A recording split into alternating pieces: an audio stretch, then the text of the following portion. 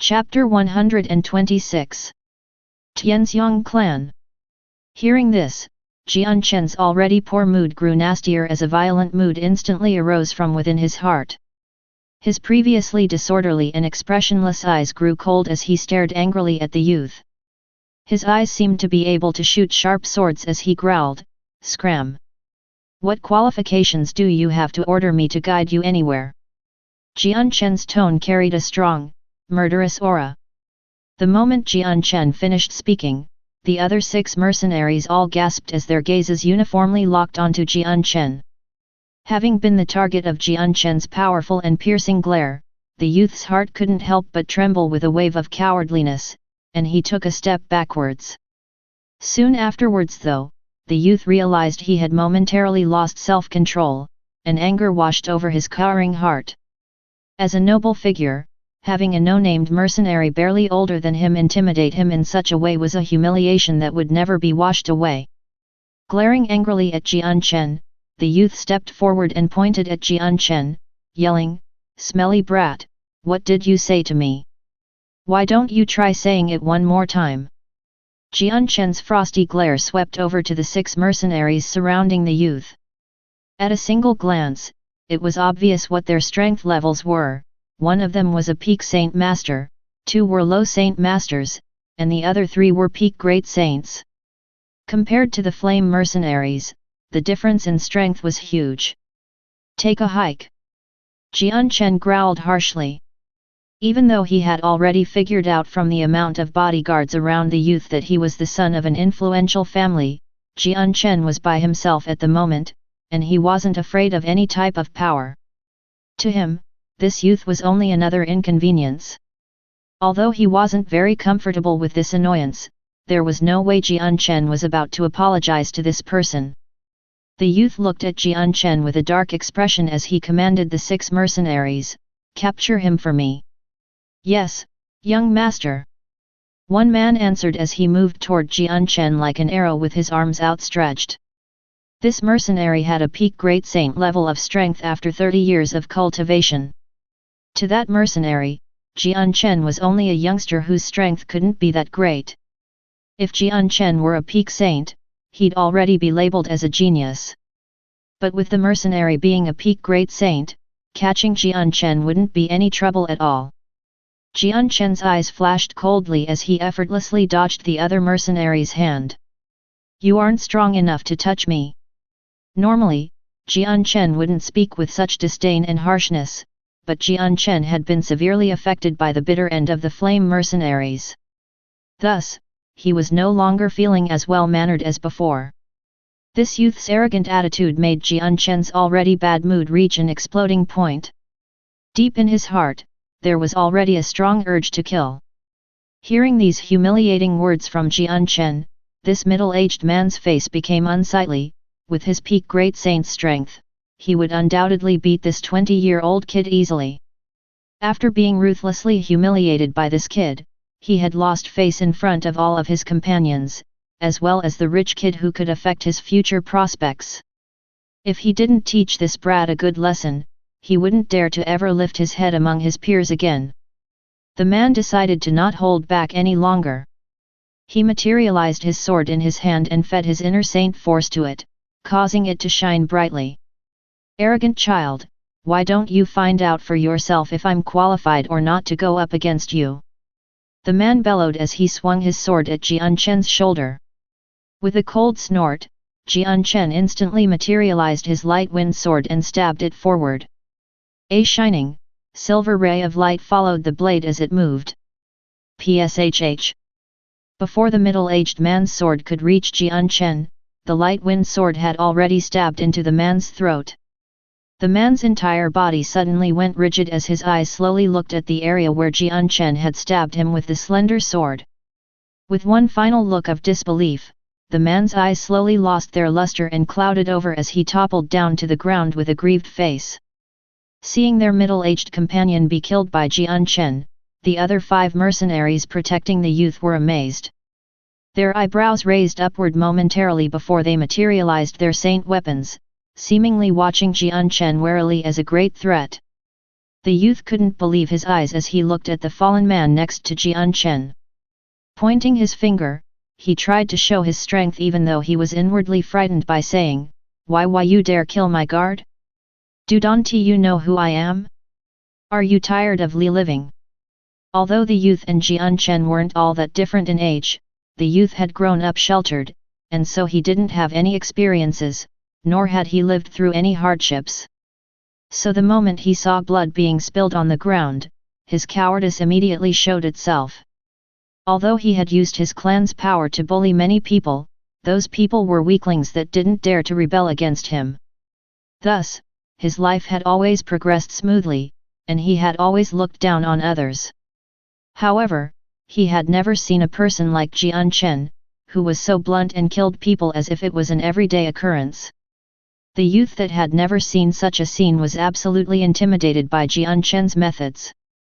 Suddenly, another sturdy mercenary walked forward and politely gestured at him, Dear Junior, we are members of the Tianxiang clan, and this is the young master. The matters that just happened were our fault, so I would like to apologize to you here. I hope that you can just look past this issue. This mercenary that spoke was neither servile nor overbearing. Jian Chen's icy cold eyes stared at the group in front of him as his entire body radiated killing intent. Walking closer to them, he frigidly said, Then come. If you guys can escape from my hand today, you will naturally be spared. Chapter 127.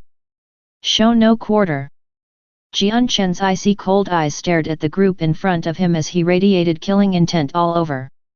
Stepping closer to them, he spoke out, Then fight, whoever can escape from my hand today will be spared.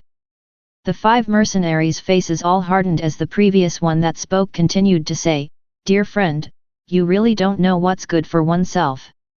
If it were not for the fact that our goal is to help escort the young master to the magical beast mountain range to cultivate and that the clan leader told us not to make trouble on the way, then this would have been a difficult matter to resolve. Not only that, but do you really think that you can kill all of us? Our Tianxiang clan may not be the strongest, but we aren't an easy target to bully either. What the middle-aged mercenary had said made the youth believe in the strength of his clan and strengthened his confidence. That's right, our Tianxiang clan isn't that easy to bully. Within Wake City, there are no other clans that aren't afraid of our Tianxiang clan. Kid, you've already killed one of my guardsmen, come back with me to accept your punishment, or be prepared to leave your life here. Hearing the youth beside him, the middle-aged man couldn't help but scowl as if to say to himself, Idiot. While the Tianxiang clan was strong within Wake City, that was the only place. Even within Wake City, the Tianxiang clan was in a dangerous position. Despite Wake City being a third-class city, the amount of clans that lived within it totaled around 20 in number. The Tianxiang clan looked to be an independent clan, but it was actually a deception. The middle-aged man knew clearly that while the Tianxiang clan looked to be impressive beyond belief, they were already a thorn to the side of every other clan. After all, a tall tree received the most wind, and many of the clans that were no weaker than the Tianxiang clan were watching them attentively. The moment an opportunity arose, they would strike without hesitation and divide the Tianxiang clan's territory amongst themselves. The Tianxiang clan had secretly amassed around a third of the city's power, and at such a juicy piece of meat like this, all the other clans were very envious. Also, because of the close proximity with the magical beast mountain range, the amount of people that flowed into the city was enormous. About 99% of people that frequently came into the city were mercenaries with all sorts of powers and influence. It could even be said that the city was filled with dragons and fishes. While it looked like the Tianxiang clan had many special connections and just as many permanently stationed mercenaries within their pockets, there were just as many clans and people they could not afford to offend or else risk being destroyed. TL note: dragons and fishes means to have the dishonest mixed in with the honest people. Seeing how Jian Chen had easily killed a peak great saint with such a fast sword stroke, the middle-aged mercenary was extremely surprised. With a sword stroke that fast, even he would need to use his entire strength to be able to dodge it. Thanks to this man's experience, These two factors were all he needed in order to establish that Jian Chen probably had a strong background. There was most likely an extremely strong master supporting Jian Chen, otherwise, how could such a young person be so strong? So for that reason, the middle-aged man had tried to resolve the issue in order for the Tianxiang clan to have one less issue. Just as Jian Chen heard the Tianxiang clan's young master say these things, his eyes flashed. Without saying a single word, his body began to move and he quickly charged at the youth. The light wind sword in his hand became a silver glow that pierced outward like lightning, with its target being the youth's throat. Although Jian Chen understood that this youth was Tianxiang clan's major boss, never in his life had he been afraid of any power or influence. Seeing Jian Chen unexpectedly act with such resolution, the middle-aged man's expression suddenly changed. With a fierce look in his eyes, a large sword materialized in his hand. The man tightly gripped the sword hilt and waved it sharply. The long sword shrieked as it sliced through the air and was thrust toward Jian Chen's light wind sword. Although the middle-aged man had guessed that there was a high possibility that Jian Chen had some type of major background behind him, he was also not one to be afraid of such things. The trajectory for Jian Chen's sword suddenly changed.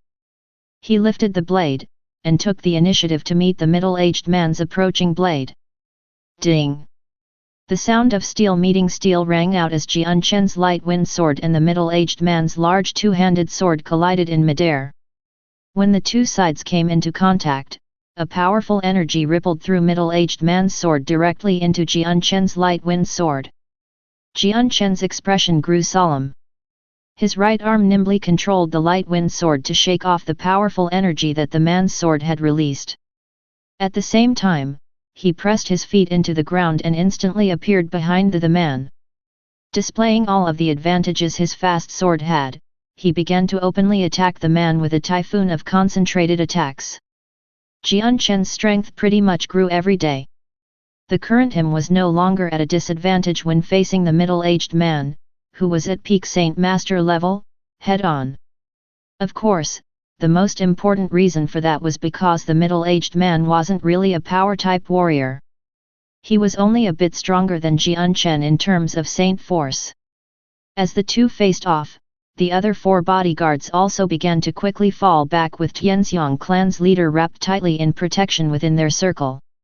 Within a short breath's time, the middle-aged man and Jian Chen had already exchanged dozens of blows. The more he attacked, the more fearful the middle-aged man became. Jian Chen's sword was really too fast. Not only was every attack from the sword incomparably fast, but each one was also fatal. It looked as if the swordplay was messy, but it seemed to contain some kind of profound mystery that the middle-aged man couldn't comprehend. Each stroke within Jian Chen's move was seamless, and the man couldn't find a single fault within it despite having a superior level of strength compared to Jian Chen. The two were at a standstill, but as the fight grew longer, so did his disadvantages. Since Jian Chen's sword was so fast, dodging each blow was consuming too much energy. Although it wasn't too much of a problem right now, but if time went on any longer, he would suffer a defeat sooner or later, and since Jian Chen's sword was like lightning, the margin of time he had to defend himself was slowly shrinking along with his ability to retaliate. "Hail, Francis, come and help me. Tian Feng, go protect the young master and escort him out." Hearing the middle-aged man's words, the bodyguards protecting the youth changed expressions. They exchanged glances, their expressions hardening.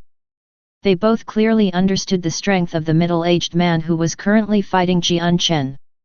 They hadn't ever imagined that even he, as one at the peak Saint Master level, would have to call for reinforcements. This really shocked them. They hadn't thought that Jian Chen, who didn't even look 20 years old, could have such strength. Chapter 128. Forest Fight. The four bodyguards immediately split up, and two people began to charge at Jian Chen with their saint weapons raised. They quickly entered the battle, and began to attack Jian Chen together with the peak Saint Master strength middle-aged man. The bodyguards that had just joined were the troops' only two primary Saint Masters. With their entry, the pressure on Jian Chen immediately increased by a lot. However, with just his profound steps and his fast sword, he was still evenly matched with the three Saint Masters, and showed no signs of being at a disadvantage. The youth also felt a trace of fear. Under the protection of the other two peak Great Saint bodyguards, he quickly left the area. His figure soon disappeared without a trace.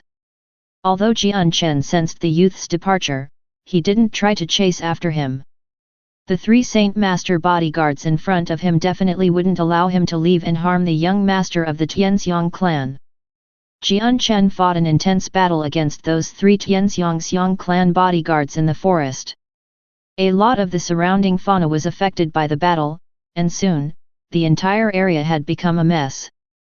Quite a few thick and sturdy trees had even been cut in half. Once again dodging the large sword swinging toward him from the side, Jian Chen launched a fierce attack at the primary Saint Master, preparing to break through him. As the sound of the sword splitting the air rang out, Jian Chen's light wind sword suddenly turned into a blur as it quickly pierced toward the primary Saint Master in the form of countless blades. This forced the man to panic, and caused him to have no time to reform his defense. Eventually, Jian Chen managed to form holes in the man's defense. Taking advantage of one of these holes, the light wind sword abruptly trembled as a silver flash of lightning pierced forward at a speed that was somewhat faster than before. Before the primary Saint Master could even react, the light wind sword had buried itself deep into the man's throat, the blood-soaked point poking out from the other side of the neck. Hail! Seeing the man be stabbed through the throat, the other two people's expressions suddenly changed as they shouted out in a tone mixed with grief. Jian Chen's arm didn't pause at all. Immediately after the light wind sword pierced through the man's throat, he pulled it right out, and instantly shifted his attention to the other two. His body flickered as he silently appeared in front of the primary Saint Master without a trace, just like a demon. The light wind sword once again flashed like silver lightning as it was thrust forward. The middle-aged man's expression completely changed. He immediately lifted his saint weapon and held it in front of his throat when he saw the light wind sword heading towards him. Suddenly, the speeding light wind sword dropped downward, seemingly evading the large sword protecting the man's body, and began to pierce toward the man at a sharp incline from below his saint weapon. The middle-aged man was unable to react at all to the light wind sword's sudden change. Eventually, his eyes were filled with disbelief as the sword deeply pierced through his throat. At that moment, a biting cold wind blew past behind Jian Chen. A large, 3-inch wide, two-handed sword slashed through the air with a powerful amount of saint force.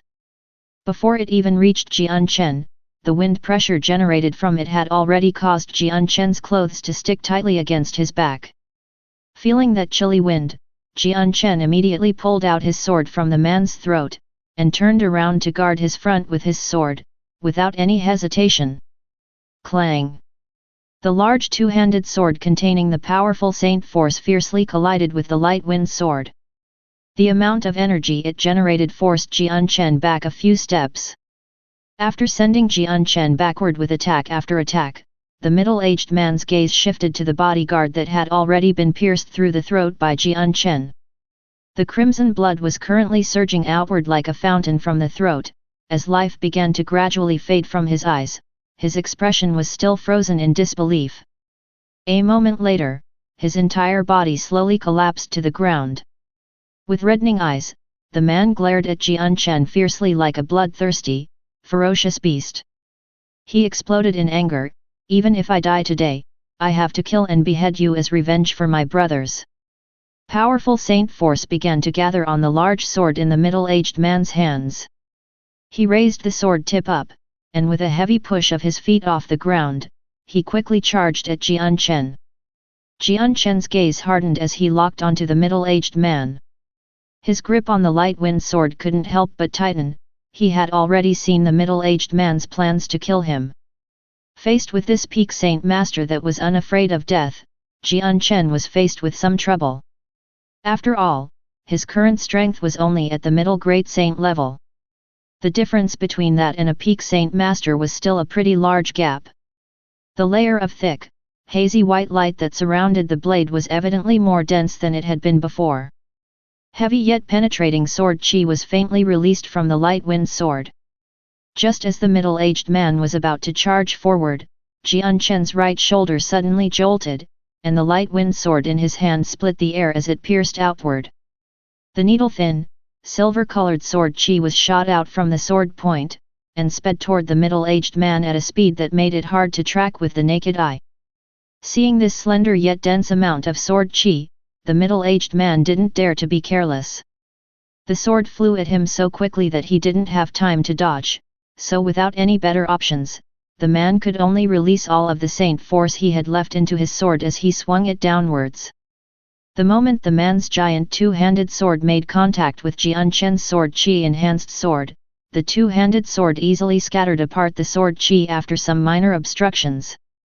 At the same time, Jian Chen suddenly moved toward the man a few meters in front of him in a way that made him resemble a blur with his light wind sword ready to attack. The middle-aged man immediately retracted the large sword to block Jian Chen's attack. Afterward, the two began to fight intensely once more. In his previous world, Jian Chen's sword play had already reached the pinnacle, and even though this middle-aged man was stronger than him, the man's understanding of the ways of the sword was merely a drop in a bucket compared to him.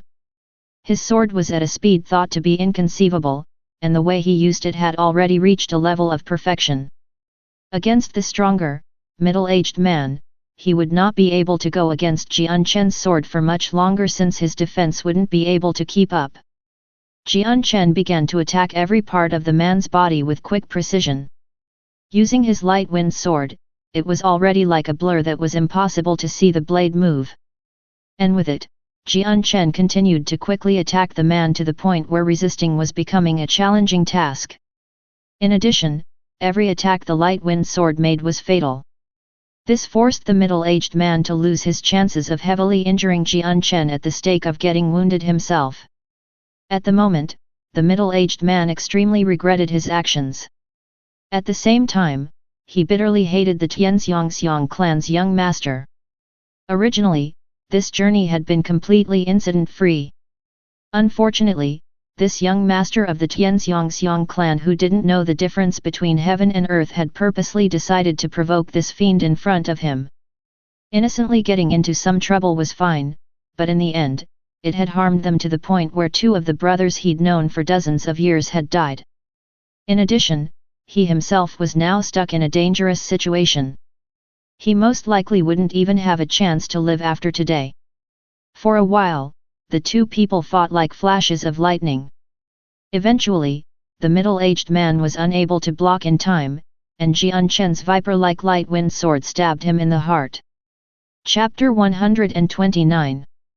Trouble at the Door. Looking at the sword piercing towards his heart with sluggish eyes, the middle-aged man couldn't believe what he was seeing. Being defeated by a brat barely past the age of 20 years old with a strength that wasn't even at the peak great saint level, was truly humiliating. Because of the arrogant talk of the Tianxiang clan's young master, his 50 years of cultivation had been laid to waste by a 20-year-old youth. Out in the middle of nowhere, his life was destroyed in a single moment. Just thinking about this fact made the man nearly cry out with grief. As his life essence slowly escaped from him, the man's bright and clear eyes slowly clouded over and rolled back into his skull as his sturdy body fell to the ground. Jian Chen slowly retracted his light wind sword. Blood flowed down the blade as if it were alive, slowly gathering at the tip before falling to the ground, drop by drop. After a few battles, the uneven dirt ground had become wet with blood. Jian Chen slowly caught his breath. Attacking two primary Saint Masters and a peak Saint Master consumed quite a bit of Jian Chen's energy. Faced with three opponents whose strength all surpassed his own, Jian Chen had already made an all-out effort. If it weren't for the fact that he had cultivated for a while, increasing his base strength as a middle great saint by quite a bit, he most likely would have spent a much longer time on trying to kill these three Saint Masters. However, after killing the three people, Jian Chen's grief from the deaths of Captain Kendall and the others had abated quite a bit. Jian Chen's gaze indifferently swept across the three corpses, before finally falling onto their space belts. After some hesitation, he slowly advanced forward to retrieve the belts and examine their contents. Because he had consumed over 100 times more monster cores than the average person in his cultivation, Jian Chen required a great amount of them. Moreover, Jian Chen clearly didn't have enough money to purchase such an extensive amount of monster cores. That's why the thing he wanted to acquire the most were monster cores. It was only possible for him to gain them by killing magical beasts or by taking them from corpses. Besides, taking items from a dead person was an extremely common occurrence in Tianyuan continent. After all, 30% or more of the fights that happened on Tianyuan continent were because people were seeking another party's items. After removing the 3 space belts, Jian Chen inspected their contents. Although these 3 were saint masters, it was clear that they weren't wealthy. Aside from some everyday products and camping tools, they really didn't have anything else. In the end, Jian Chen was only able to fish out some 10 purple and gold coins, 15 Class 2 monster cores, and 5 Class 3 monster cores. Without any hesitation, Jian Chen stored the monster cores into his own space belt. His gaze shifted back to the 10 purple and gold coins and he hesitated for a bit before finally taking those as well. Although it wasn't a large amount of money, to commoners it was still quite a bit of wealth. Just throwing it out here was a waste, and rather a pity. After storing everything, Jian Chen tossed the 3 space belts to one side. Without bothering to clean up the corpses, he directly left the area. By the time he had returned to Wake City, the sky had already darkened. After eating some food at the hotel, Jian Chen requested a room and went to sleep. Because Jian Chen had only requested a normal room, its layout was extremely simple. It had a single wooden table, a few chairs, and a bed. Aside from these, there was nothing else present. However, the place was extremely neat and tidy, one could even say it was completely spotless. That night, the shining full moon suspended high up in the sky emitted bright rays of silver moonlight, filling the entire pitch-black sky with a faint silver color. Even the scattered, thin clouds could be seen clearly. Jian Chen moved his chair to the window side and sat there with his head raised. He looked up at that round moon emitting a bright glow while deep in thought. Perhaps it was more appropriate to say that he was in a sluggish daze. Jian Chen was constantly recalling the past 2 days in his mind. The Flame Mercenary group had been hunted down by the Class 5 magical beast Golden Fur Tiger King, and eventually, the members had sacrificed their lives to hold the beast back, shielding Jian Chen so that he could flee. Although 2 days had already passed, and the grief from the deaths of the Flame Mercenaries had faded quite a bit, Jian Chen was still unable to forget the scene. That scenario had been branded deeply into the depths of his soul, and he would most likely never forget it for the rest of his life. It could be said that he and the Flame Mercenaries were strangers that had come together by chance. Although during the past few days, everyone's relationships had grown quite close, they had chosen to die for the sake of covering for Jian Chen and letting him flee. Although there were also some selfish motives for this, they all understood that faced by the pursuit of the Golden Fur Tiger King, they had absolutely no way of running away. Despite knowing this, their actions had still impacted Jian Chen's heart by quite a lot. "Captain Kendall, what is your greatest wish?" "My greatest wish is to make the Flame Mercenary Group become the #1 mercenary group in the continent." A scene appeared in Jian Chen's mind as he sat next to the window. His originally lifeless eyes gradually recovered their vigor, tightly clenching his fists as he murmured, "Captain Kendall, you were the strongest one in the Flame Mercenary Group. I had never imagined that back then, you'd be the first to depart. During these past few days, you were always the one that had cared for me the most. Now that you're gone, your life's greatest wish can no longer become true. In that case, let me make your wish come true in your stead. I, Jian Chen, swear that I will spend my life trying my utmost to make the Flame Mercenary Group the #1 mercenary group in the Tianyuan continent," Jian Chen said resolutely. Jian Chen untied the space belt that Captain Kendall had given him. He stared at the belt in his hand in a trance as the memories of the words that Kendall had imparted to him when handing him this belt replayed in his mind. Jian Chen, don't refuse. If we can't leave this forest alive, then our families will all be under your care. If we all die here, then their lives will become incomparably painful. Whether or not my parents, my wife, and even my one child will be able to live through the days after my death will all depend on you. Jian Chen let out a long breath. He suddenly felt extremely guilty. Captain Kendall had given this space belt to him before his death, entrusting Jian Chen with his family's well-being. However, even now, Jian Chen still didn't know what the names of those in Captain Kendall's family were, or even where they lived. How was he supposed to act? Just then, Jian Chen's heart suddenly became filled with worry. If Captain Kendall had entrusted Jian Chen to take care of his family, Jian Chen guessed that Captain Kendall's family was definitely extremely impoverished. After losing Captain Kendall, their pillar of support, how could his family possibly live the rest of their lives happily?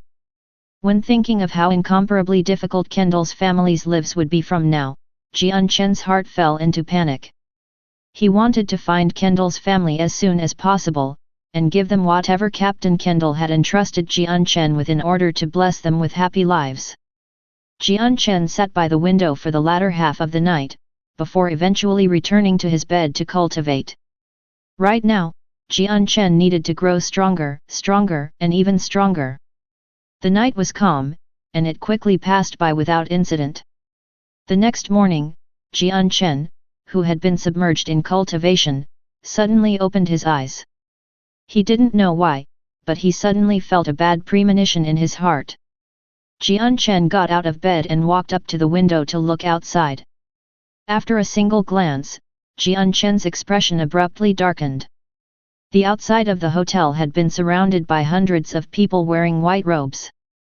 Every single one of them were identically dressed. From this, it could be seen that they represented a single power. Jian Chen unexpectedly discovered that in the middle of the group of people was the young master of the Tianxiang clan that had escaped from him yesterday. Chapter 130. Trapped in the restaurant. Seeing the group of people outside the restaurant, Jian Chen's expression immediately hardened. Since the moment he saw the young master of the Tianxiang clan standing in the middle, he had already guessed that the reason these people had gathered here so early in the morning was because of him. After all, yesterday he had not only committed an offense against the Tianxiang clan's young master, but also killed 3 of the clan's strong bodyguards. In short, he had already earned the hatred of the Tianxiang clan yesterday. After all, Peak Saint Masters still counted as very good hands in a remote place like Wake City. No matter in which clan in Wake City one was, Peak Saint Masters all had pretty high positions. If a clan lost a Peak Saint Master, as well as 2 primary Saint Masters, for no reason and didn't regain face, the clan's military power in the city would undoubtedly decrease by quite a lot. This was extremely important to a clan's future. Right now, the entire restaurant had been surrounded by the Tianxiang clan. Wanting to leave here without anyone knowing was impossible. Jian Chen could only helplessly leave his room and walk toward the main entrance of the restaurant. Although he was getting closer to his doom, and the opposite party had hundreds of people as well as some strong experts, there wasn't a single trace of panic or concern in Jian Chen's expression. He looked just as calm as he normally did. When Jian Chen walked downstairs and arrived at the restaurant's lower floor, he discovered that there were already many people gathered there. It was currently the peak hours of breakfast, and all of the tables in the lobby were filled with bowls and dishes emitting the fragrant aroma of meat. However, not a single person was sitting at those tables and enjoying the bountiful breakfast.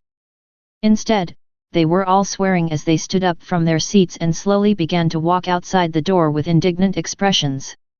That Tianxiang clan is too damn arrogant. I was happily eating here before they suddenly commanded all of us to leave. Whatever random crap you guys do has nothing to do with us. We're just eating our own meals, it's not like we'd hinder you. That's right, that Tianxiang clan really thinks of themselves as Wake City's #1 clan. They've become undisciplined and out of control even though they're just a small clan. When they encounter those famous experts in Tianyuan continent, they'll be eradicated with just a slight stretch of a finger. Most of the people eating in the restaurant were mercenaries. Some of the more short-tempered and braver ones grumbled as they left, but they said their complaints quite softly, as if murmuring to themselves. Not a single person dared to say it out loud. Despite this, the soldiers were all at a certain level of strength, and could hear the murmurs loud and clear. The majority of the few merchants in the restaurant didn't dare to show any signs of dissatisfaction in their expressions. They obediently left their seats and hurriedly walked out of the restaurant. Only the merchants that had certain amounts of strength were left. They all had expressions of extreme dissatisfaction. They were pretty much all foreigners, and although they weren't afraid of the Tianxiang clan, a strong dragon couldn't suppress a snake. It was clear that they wouldn't go against the Tianxiang clan over such a minor thing and stir up more trouble for themselves. Thus, they eventually all walked out of the restaurant as well. There were 4 white-robed middle-aged men guarding the restaurant entrance. Their powerful, electric-like gazes unceasingly scanned the people leaving. Although they had also heard a few of the mercenaries curse the Tianxiang clan in dissatisfaction, they didn't dare to say a single word, and acted as if they hadn't heard the curses.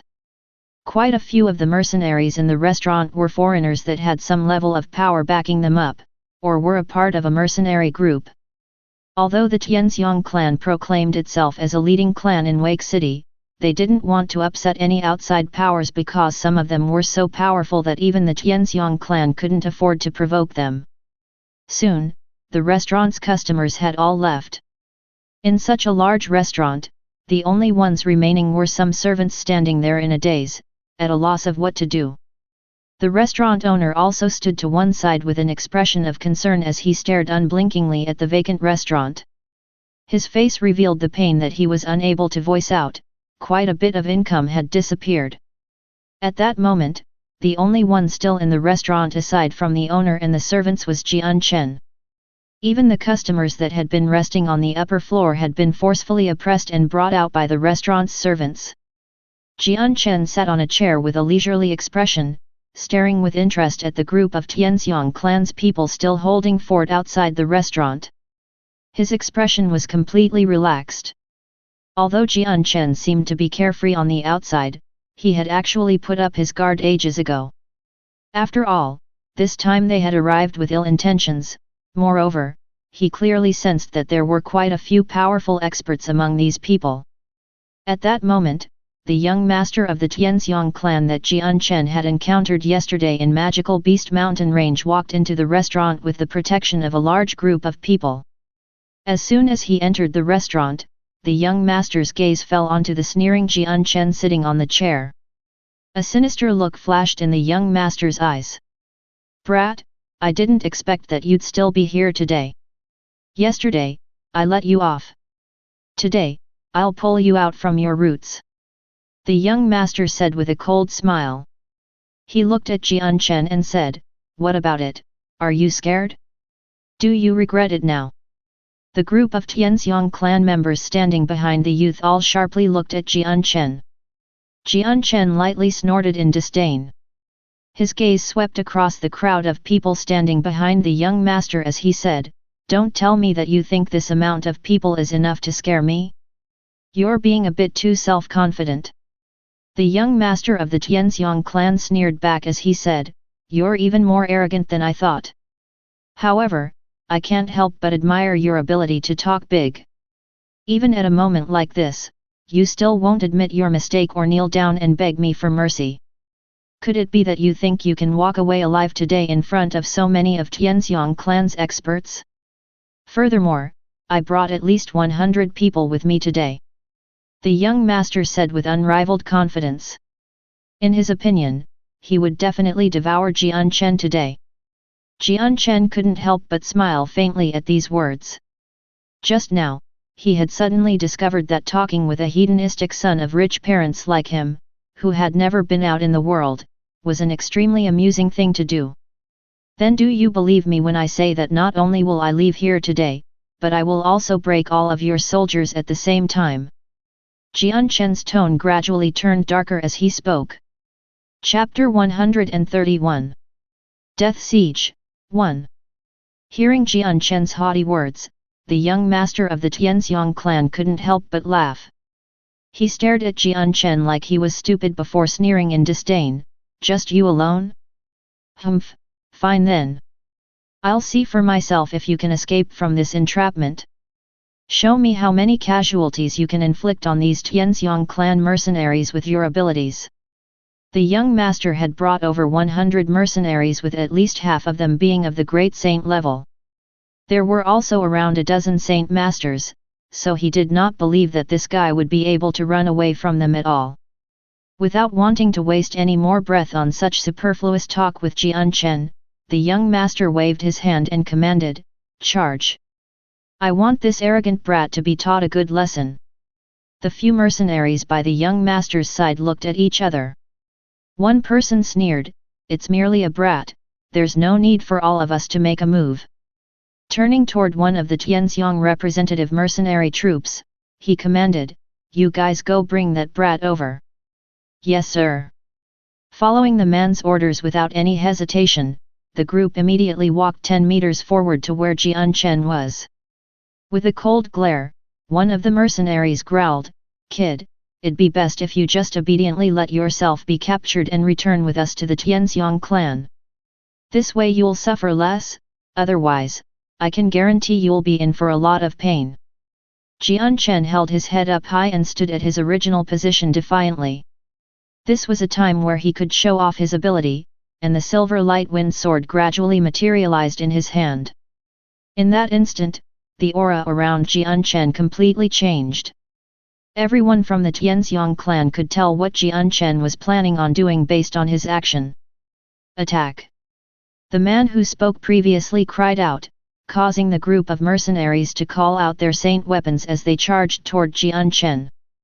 Jian Chen had a look of disdain on his face. To Jian Chen, who could even kill experts of the saint master level, these mere saint users weren't worth even looking at. The moment the several people neared Jian Chen, the light wind sword suddenly turned into a blurry mirage, and quickly pierced out in the form of multiple phantom swords. At the same time, the assaulters came to a screeching halt as trickles of blood began to pour from their throats. Then, faint traces of blood gradually appeared, and finally, dyed their clothes a bloody red as it suddenly burst out from their throats. In the end, all the men collapsed at the same time. The expressions of the few mercenaries standing by the young master simultaneously changed, and they exchanged glances. They could tell from the gaze in their opponent's eyes that he was extremely serious. The men that had died were saint-level cannon fodder who were used to scout out Jian Chen's strength. No one really felt their deaths a shame. However, when they saw the technique Jian Chen had used to kill the people, their hearts sank. In that moment, they could only see the faint image of his sword. Jian Chen's was so fast that they could barely see it with their vision. In a flash, Jian Chen had killed a group of mercenaries from the Tianxiang clan, immediately dominating over everyone present. Although the restaurant was overflowing with people, it was engulfed in a pin-drop silence. Tianxiang clan's group of mercenaries all looked at Jian Chen in a daze. They hadn't thought that someone as young as Jian Chen could fight against so many people from their clan with ease. He had even dared to kill the hired mercenaries right in front of the Tianxiang clan. This was truly shocking and unexpected. The Tianxiang clan had dominated Wake City for over a dozen years. Although they had clashed with many different mercenaries, they had never fought against someone of Jian Chen's age who had dared to fight by himself. This was a first in the entire history of Wake City. After a small amount of hesitation, the white-robed man next to the young master said in a low voice, "Dear fellow, I don't know where you came from or what teacher you are taught under, but why must you oppose the Tianxiang clan?"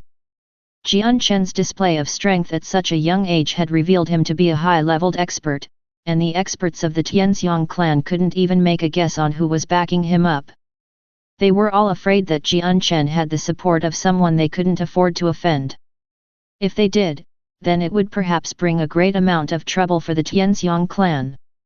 It was possible that the Tianxiang clan that had dominated Wake City for so long would be eliminated, just like that. This wasn't a result that any of them were willing to see. Although these mercenaries were employed by the Tianxiang clan and were not really affiliated with them, they weren't treated all that badly. After being employed by the clan for so long, the mercenaries had developed a few feelings for the clan, and none of them had any desire to see it be condemned to extinction over such a small matter. Jian Chen sneered. Thanks to his experience as a traveler in his previous world, he had immediately guessed what the man was trying to get at. I am a lone traveler, where I come from is no importance to you all. As for who my teacher is, I'm sorry, but up until this day, I have never had a teacher. Lastly, it was your Tianxiang clan that provoked me first, since when did it change to me being the one who made conflict? Jian Chen laughed coldly. Hearing that, the few middle-aged men immediately let loose a breath. Afterwards, the man that had previously talked continued, then you'd best come back to the Tianxiang clan with us. Otherwise, we won't show the smallest amount of mercy toward you. If you come out of this missing an arm or leg, it would be bad. After seeing Jian Chen dispatch the group of mercenaries without any effort, these men didn't have any strong desires to fight against him. Although they had confidence that they could capture Jian Chen, the lightning-like speed of his sword was something they was afraid of. If they were to get hurt, there was no way their profits would surpass their gains. If they could capture Jian Chen without much effort, they would be extremely happy. In your dreams. Jian Chen sneered. His right arm shook as the light wind sword quickly danced in the air, its tip flying toward the group of people. A large amount of sword chi enveloped the sword once more as Jian Chen said, "Speak less bullshit, if you want to do something, then hurry up." Jian Chen's provocation infuriated the entire Tianxiang clan. The young master had long since lost his patience. He immediately waved his hand as he roared, "Why are you guys just standing there? Hurry up and capture him." Although this group of people standing next to the young master did not have low status or positions, it was obvious that their backbone was still the young master of the Tianxiang clan. The moment the words left his mouth, this group of people began to charge forward. Chapter 132. Death Siege, 2. A strong killing aura flashed through Jian Chen's eyes. Not waiting for the Tianxiang clan to advance any further, he lifted his own sword to attack. With a speed almost invisible to the naked eye, the light wind sword flashed out at the swords approaching Jian Chen. Against such a fast sword, even the stronger people in the group weren't able to properly defend themselves. The moment the sword finished its downward arc, the mercenaries had immediately fallen to the ground. A small trickle of blood flowed silently from their throats and stained the ground beneath them an iridescent, red color. But the Tianxiang clan had brought over 100 people, so the deaths of such a small amount of people was of no concern to them. Another group began to charge rampantly toward Jian Chen with sounds so loud that their stampeding echoed. Seeing the group of people that didn't seem to know death charge forward, Jian Chen's glare turned cooler. With a sigh, he increased the speed of his sword thrusts, and each one of the mercenaries found their throats stabbed. In their hearts, they knew this was a fatal blow and that there was not a single amount of mercy to be found within Jian Chen. Even though Jian Chen knew that the Tianxiang clan was a major clan in Wake City, he wasn't at all afraid of matters like this. Now that he was by himself once more, he didn't have anyone behind him he had to worry about, so there was nothing to be anxious about. Jian Chen's petite body constantly wove through his attackers as his light wind sword endlessly flashed around. With every arc of his sword, another person would fall, and thanks to his fierce battle strength, the entire restaurant had become a place of chaos. The chairs and tables that were previously organized neatly were now scattered about, while the fragrant dishes of food had crashed and spilled to the ground. As fast as a demon, Jian Chen quickly dispatched mercenary after mercenary. Within the span of a few seconds, another 10 mercenaries had fallen, never to rise again. It was almost as if Jian Chen had eyes on the back of his head that could observe everything on the battleground. Every single time a mercenary swung his saint weapon, Jian Chen would barely dodge the danger at the critical point. He was a single man facing dozens of people, but even after fighting for some time, he hadn't received any wounds. Even as the mercenaries tried their hardest to slash at him, Jian Chen's clothes didn't even have the slightest tear. Seeing his mercenaries fall to the floor one by one without Jian Chen sustaining any wounds, the young master of the Tianxiang clan scowled with dissatisfaction before cursing, "This group is useless, useless. Everyone here is good for nothing.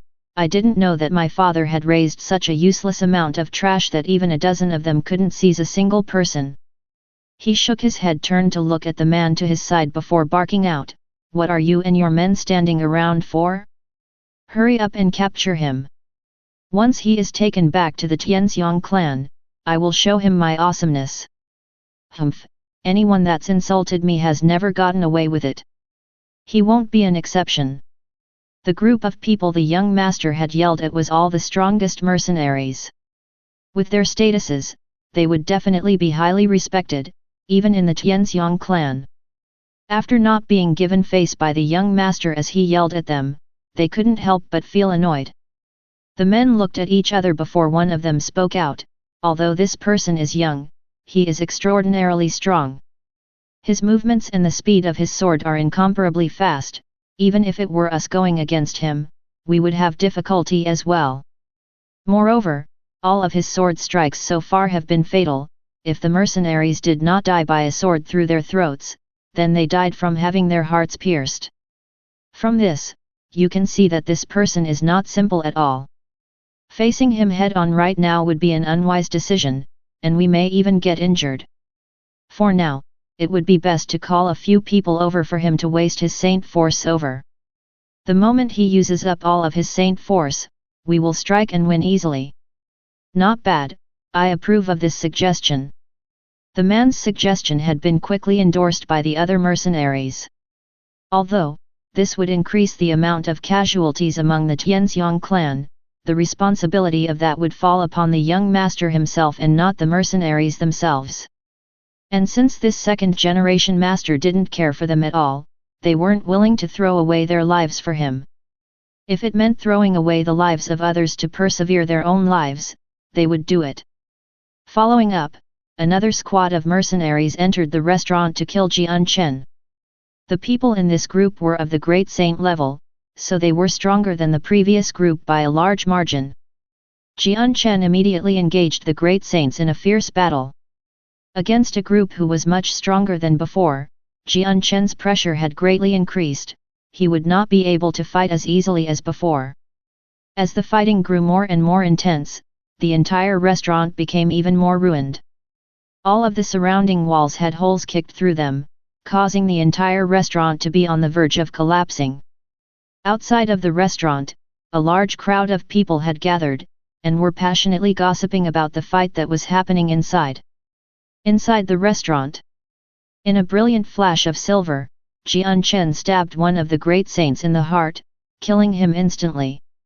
Stamping on the chest of the man, he sent the body flying backward, creating yet another hole in the walls of the restaurant before the body flew out.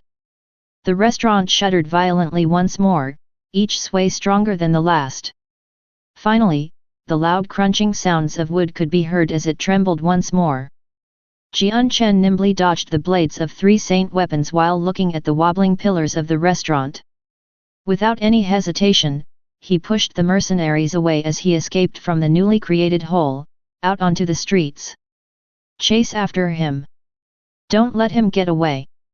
The moment he saw Jian Chen leave the restaurant, the young master cried out at the mercenaries to chase after him. After the young master had spoken out, the group of mercenaries next to him had also cried out, "Not good, the restaurant's about to collapse, escort the young master away to safety."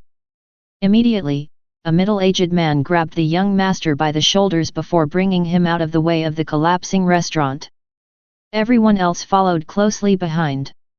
The moment the group ran out of the restaurant, the entire restaurant caved in. In that moment, the mercenaries that didn't make it in time were buried. Soon after, a silver ray of light came flying toward the young master of the Tianxiang clan. Chapter 133. The death of the young master of the Tianxiang clan. Young master, be careful! The middle-aged man cried out as he discovered the trajectory of the flashing white light. His face grew paler by 2 shades as he realized the sword was going too fast. With the sword already a meter from the young master's throat, under this type of situation, there was simply no time to react. PCHH. Because of the lightning-like sword strike, the barely saint-level young master practically had no chance to react, and so the light-wind sword stabbed itself deeply into his throat. The young master of the Tianxiang clans widened his eyes as he looked dead-on at the sword in his throat. There was a look of disbelief. He was not expecting this outcome at all. To think that this depressed little mercenary he had come across on the road to the magical Beast Mountain range would unexpectedly be the one to end his life. If he had known about this before, he wouldn't have dared to come close to Jian Chen, but it was a shame that there was no such thing as a regret pill in this world for him to eat. Right now, his destiny was all but confirmed, and there was a better chance for him to alter the mountain range's landscape than this. Seeing their young master already have his throat pierced, the mercenaries by his side all stared in great shock, some had even paled instantaneously. They were fully aware that the person in front of them was the young master of the Tianxiang clan who was dearly loved by the clan leader. He was also the successor of the clan when the time came, so to see their young master be killed right in front of their eyes, they couldn't believe it. If the clan leader were to hear of this news, no one knew how furious he would become, and how severe their penalties would be. Just thinking about the severe temper of the Tianxiang clan leader had sent shivers among all of the mercenaries. Each one of them began to look at Jian Chen with rage. If they weren't able to bring Jian Chen back with them, then they would be served as a substitute instead. Brat, you've killed our young master, prepare to die. All of the mercenaries began to charge at Jian Chen without hesitation while shouting out, all Tianxiang mercenaries, surround him immediately. Don't let him escape. These mercenaries all held high statuses in the Tianxiang clan, so the moment they spoke, every other members of the Tianxiang clan threw away their hesitation and immediately surrounded Jian Chen from all 4 sides. At the same time, everyone that had been watching quickly distanced themselves further away. Even under the collapsed restaurant, a stream of mercenaries crawled out looking disheveled, but they continued to join the other mercenaries. Every single mercenary in the vicinity had seen with their own eyes the death of their young master by the hands of Jian Chen, so they fully understood the gravity of the situation. Everyone took a step back in order to divert attention from themselves. At this moment, no one was willing to go and inform the clan leader. They were afraid of being implicated in the death of the young master and suffering the wrath in place of Jian Chen. After landing the killing blow on the young master, Jian Chen had immediately started to fight with the middle-aged mercenaries. These mercenaries were of the Saint Master level, and 3 of them were even at the peak Saint Master level. Against so many Saint Masters, the pressure was on full blast, causing Jian Chen to have to go all out. Jian Chen and the mercenaries continued to exchange blows in an endless storm of blades and fists that left the mercenaries flustered. Taking advantage of the situation, Jian Chen had used his light wind sword and immediately stabbed one of the mercenaries through his heart. The moment Jian Chen had stabbed into the middle-aged man's heart, a big axe had landed onto his left shoulder, leaving behind a wound that trickled and dyed his clothes red with blood. Feeling an immense amount of pain in his left shoulder, Jian Chen's face immediately whitened. Pulling out his sword from the man's chest, he rapidly thrusted it at the mercenary with the axe. Seeing the silver flash of the light wind sword, the man with the axe immediately narrowed his eyes in concentration and brought his weapon up in front to receive the blow. At the moment of impact, the man was thrown backward by the explosive force. Ding! The tip of the light wind sword had stabbed into the blade of the axe. But thanks to the amount of sword chi around the sword, it had left a noticeable dent in the glossy blade. A sharp metallic sound was heard as 5 saint weapons immediately headed toward Jian Chen at the same time while cutting off any possible escape routes for Jian Chen. The amount of saint force that was radiating from each weapon was enough to cause a massive amount of air fluctuations. Jian Chen's eyes flashed in annoyance as the amount of sword qi on his light wind sword was increased several times over, making the sword seem even hazier than before. In a flash he struck out at the 5 saint weapons and struck each one with a clang.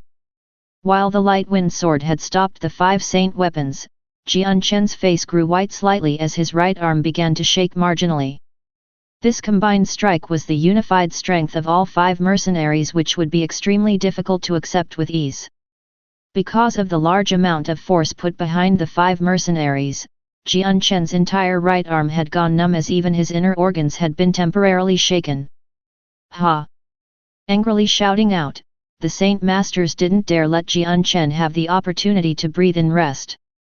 Once more striking at him, these mercenaries were extraordinarily clever. Unless there was a hole in their attack pattern, Jian Chen would find it hard to defend himself without getting seriously harmed.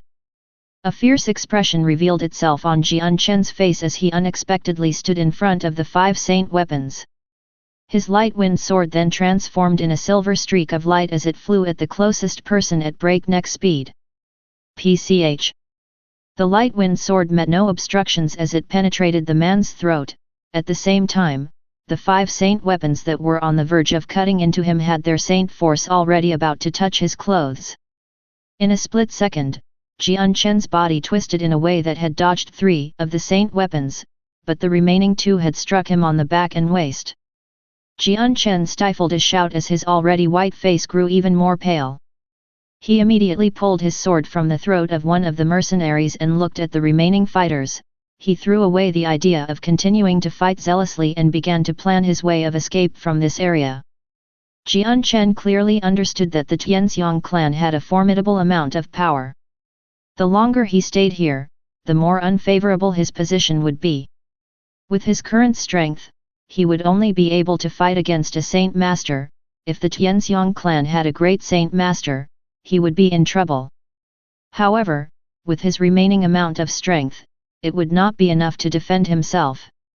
Sensing Jian Chen's plan to escape, one of the remaining Saint Masters immediately cried out, "Block him quickly! Don't let him escape!" Chapter 134. Wrath of the Tianxiang clan. Sensing that Jian Chen was planning to escape, one of the remaining Saint Masters immediately cried out, "Block him quickly! Don't let him escape!" The vigilant mercenaries surrounding the Saint Masters and Jian Chen immediately charged forward to block Jian Chen heroically. The saint weapons in their hands immediately came down toward Jian Chen, and despite knowing how exceptionally strong Jian Chen was, those who came forward to block him were not afraid at all. Jian Chen's legs blurred slightly, causing him to deviate from his original path and onto the side. Dodging the numerous saint weapons, his right arm shook as his light wind sword danced wildly all around. One by one, the mercenaries that had tried to block him fell to the ground. How would saints or great saints be able to defend against Jian Chen's usage of the profound steps? Despite being injured and having his fighting ability lowered, if Jian Chen were to use his entire strength, these mercenaries still wouldn't have a chance. After killing the mercenaries with lightning speed, Jian Chen twisted his body without any hesitation, and began to run away from the mercenaries, as if possessed by a demon. As for the people that were observing the fight, they immediately left the road as soon as they saw him charge straight at them. It was almost as if they were afraid of obstructing Jian Chen and meeting the same fate the Tianxiang clan members had.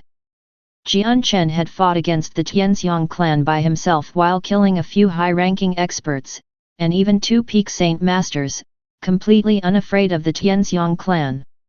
The fact that he had even killed the young master of the clan had scared the mercenaries so much that they didn't dare to provoke him. In fact, some people had started to see him as a person with the strength of a great saint master. This type of person was rare to see even in a large group of mercenaries. Jian Chen was moving at an extraordinary speed. In a short moment, he was already 30 meters away from the group of mercenaries watching him. At that moment, because there wasn't enough time, the mercenaries that were watching him simply weren't fast enough to open a path for him.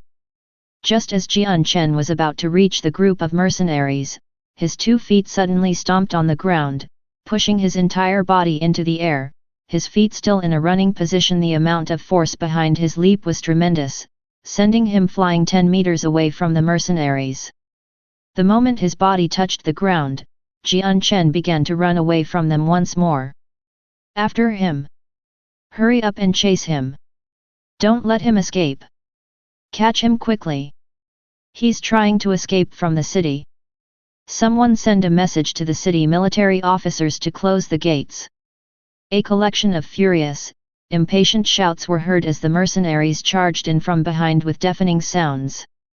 The few Saint Masters had followed Jian Chen's actions and leapt over the observers, before quickly disappearing into the streets. The great Saint and Saint-level mercenaries quickly followed behind. Roar!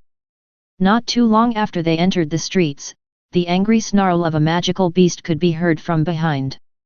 The roar caused the entire street to shake, almost as if there was an earthquake. The mercenaries that were still standing around to watch suddenly cleared the road as an ox-like magical beast came charging through. Mounted on top of the magical beast was a sturdy, middle-aged man wearing a gold-embroidered robe. From his appearance, he looked to be approaching his 50s, and his serious expression made him seem even more imposing. His pupils as dark as the night itself shone with a cold glare that made many of the weaker mercenaries unable to look at him in the face. In a remote city like Wake City, people that had the ability to ride magical beasts were a very rare sight. One thing was for sure, however, if the person who was riding a magical beast was not a high-leveled expert, then it was a person from a noble clan. That was because only these 2 types of people could typically use magical beasts as mounts. Following behind the middle-aged magical beast rider was a group of about 50 people. Each member stood in a clean formation with a serious expression, and they looked like soldiers who were well trained. The exact moment the middle-aged man came into view, everyone's eyes focused in on him. The entire area descended into a strange silence. But soon after, the observing mercenaries all began to comment to each other. Isn't that the Tianxiang clan's leader, Tianxiang Lai? I didn't think he'd arrive so soon. It is said that not only is the Tianxiang clan the strongest clan in Wake City, but the clan leader is also extremely strong. He has already reached the middle great Saint Master realm, and also possesses a defense based on his earth attribute Saint Force as well. In all of Wake City, there are very few people that can contend against the Tianxiang clan's Tianxiang Lai. The young master of the Tianxiang clan is the result of years of hard work by Tianxiang Lai. It was with great difficulty that he had raised a son. It could even be said just giving birth to him was difficult enough. Ever since the young master's birth, Tianxiang Lai had treated him like an expensive treasure. I don't know how angry Tianxiang Lai will become after finding out his son has been killed. His son had been the only candidate for passing on Tianxiang clan's legacy.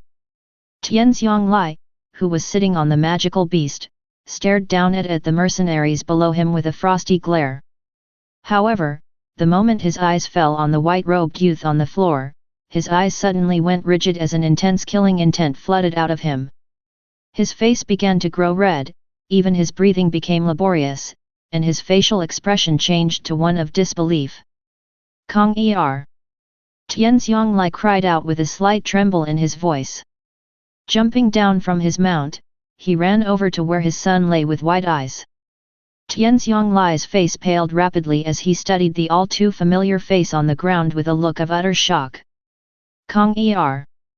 Tianxiang Lai cried out in anguish as he shook the youth's shoulder with both his hands. Feeling the icy body, Tianxiang Lai's heart felt like it had shattered. From his vast amount of experience, he already knew that this person had already stopped breathing and died. Kong Er! Kong Er! Tianxiang Lai continued to cry out in sorrow as tears began to flow from his eyes. His clear tears fell from his eyes, slowly flowing down his son's steadfast face, and eventually falling to the ground and breaking. Tianxiang Kong was the sole heir to Tianxiang Lai. Because of an injury to his body, he had long since been rendered unable to have children. But this child had been his proudest achievement, and he had always doted on this son of his. Since it was impossible for him to have children, Tianxiang Kong was the clan's darling treasure. But now that Tianxiang Lai's pride and joy were suddenly killed, his heart had been attacked and crushed in a way that was impossible to describe with words. Tianxiang Lai looked to be around 40 to 50 years old, but that was because of the normal life expectancy of those on the Tianyuan continent, as well as his cultivation. In reality, he was already within his 70s, and with the injuries he had sustained earlier in life, he was utterly incapable of reproducing. Who was it that killed my Kong Er? No matter who it is, I Tianxiang Lai will rip their body apart into 1,000 pieces. Chapter 135. Escape from Wake City. Wake City may have been a third-class city with a small amount of permanent residents, but because of its proximity to the magical Beast Mountain range and the amount of fertile land around them, the amount of people that flowed in and out of the city was at a constant high. There were countless merchants and peddlers trying to sell their wares in the streets of Wake City. Some stores were selling almost anything imaginable, but among all the stores, restaurants held the dominant spot in the industry. Mercenaries and merchants in caravans endlessly walked the streets while gossiping among each other. The clamor in the streets was truly a sign that Wake City was flourishing. However, at this moment, there was a huge disturbance on those same streets. Everyone could only see a youthful figure with blood-soaked clothes come running toward them at breakneck speeds. The appearance of the youth had been noticed by many people on the streets, who all pointed and began to chat with each other. Whoever blocks that person will be heavily rewarded by the Tianxiang clan. At the same time, a thunderous yell came from behind. A few more disheveled figures came running out from behind as they chased after the youth at equally fast speeds. Tianxiang clan, they're from the Tianxiang clan. The Tianxiang clan is the #1 clan in Wake City. I wouldn't dare to provoke the person that has committed an offense against the Tianxiang clan. After hearing the middle-aged man's words, many mercenaries began to whisper to each other. However, not a single person decided to chase after that youth and block his path. That youth was Jian Chen, the one who had easily killed the young master of the Tianxiang clan, as well as a few other mercenaries affiliated with them. Jian Chen hurried on over toward the city gates. Whenever he came across an obstruction, he would quickly fly over it with extreme speed. Despite this, there were still a few saint masters that were chasing him closely. However, Jian Chen's use of the profound steps had put him at an advantage, so even though those middle-aged men were stronger than him, they were unable to overtake him. They would at least need to be at the great saint level with a wind-attributed saint force in order to overwhelm him, otherwise, their speed was only enough to barely keep up with Jian Chen's level. Plus, they weren't able to overcome the obstacles as easily as Jian Chen had. Despite being a third-class city, the amount of area Wake City spanned across was still huge. Even if Jian Chen hurried to the city gates as fast as he possibly could, the period would at least take the amount of time it takes for a candle to burn. Having put all his effort into running away, Jian Chen was now breathing quite hard. He had previously just engaged in a fierce battle that consumed quite a bit of his saint force, and now he was even injured. The burden that he felt from running with all his might under his current condition was extremely great. In addition, his body was feeling the intense pain from his wounds every time he moved, so Jian Chen's nerves were being put to the severe test. Up ahead, the gigantic and majestic towers of the city gates blurrily came into view, along with the soldiers on it. Right now, Jian Chen was about 5 kilometers away from the city gates, while the Saint Masters behind him were about 50 meters away from him. Seeing the city gates get closer and closer, Jian Chen's heart couldn't help but relax a bit, although his speed didn't lessen. Jian Chen was aware that with his current strength, there was no way for him to go against the Tianxiang clan, which had an enormous influence over Wake City. Right now, all Jian Chen wanted to do was to escape from Wake City. That way, the amount of danger would decrease drastically.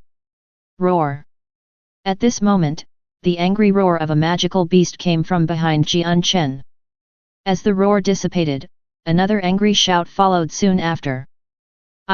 Tianxiang Lai, will heavily reward whoever catches that man. Hearing the sounds coming from behind, Jian Chen's face changed slightly. Based on the voice, he could determine how strong the person was, and this was someone he couldn't afford to fight against. Tianxiang Lai, I presume that's someone else from the Tianxiang clan. Jian Chen thought to himself secretly. Increasing his speed, Jian Chen began to run even faster. The merchants and mercenaries that had heard the angry roar of Tianxiang Lai looked stunned. Tianxiang Lai, isn't that the current leader of the number 1 clan in Wake City? To offend a member of the Tianxiang clan and then be chased by them, means that they must be a strong person then. Forget it, I've only just reached the great saint level, it's best not to get involved. The Tianxiang clan is the strongest within the city, if I were to help stop this person, then Tianxiang Lai would definitely reward me handsomely. Perhaps I can even become a friend of the Tianxiang clan. Something like this would be very fortuitous for me. A few of the mercenaries who were familiar with the power structure in Wake City began to talk about the status of Tianxiang Lai. As they talked to each other, a few of the stronger men had started to weigh the benefits of helping out. It was obvious that Tianxiang Lai had quite an amount of prestige in Wake City. The moment he spoke out, many mercenaries had immediately been influenced. Seeing Jian Chen come running toward them, many of the mercenaries had already brought out their saint weapons and walked out to block Jian Chen's path. The moment one mercenary walked forward, all the other mercenaries followed suit, and helped to block Jian Chen's path. These men were clearly enticed by the irresistible reward put up by Tianxiang Lai.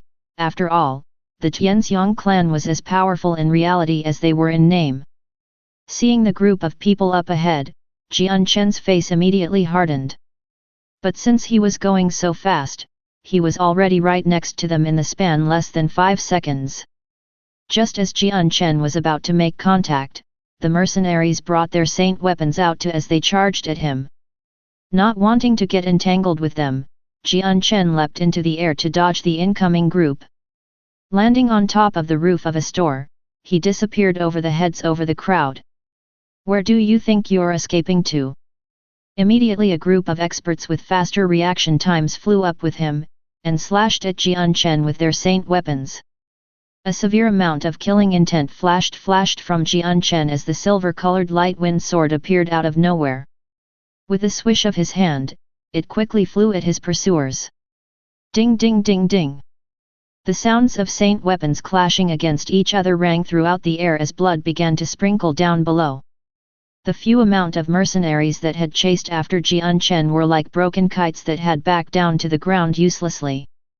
After dropping them to the ground and silently struggling by herself, there was no movement from them.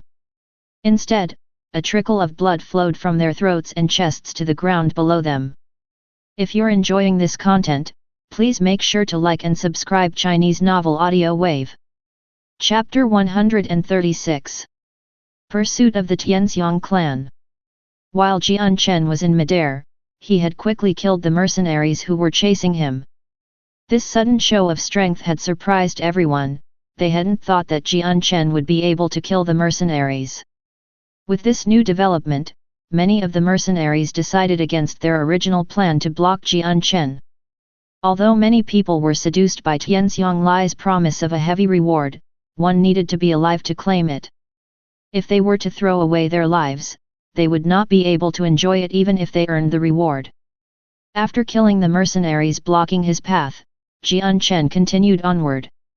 Jumping down from the buildings, he ran off to get closer to the city gates. After seeing what had just happened, there was no longer any mercenary that dared to obstruct him. So for a good amount of time, Jian Chen's journey to the city gates was very smooth. You won't get away. Even if you run to the ends of the earth itself, I, Tianxiang Lai, swear to break your body into 1,000 pieces. An angry roar came from the Tianxiang clan leader riding on his magical beast mount from behind Jian Chen.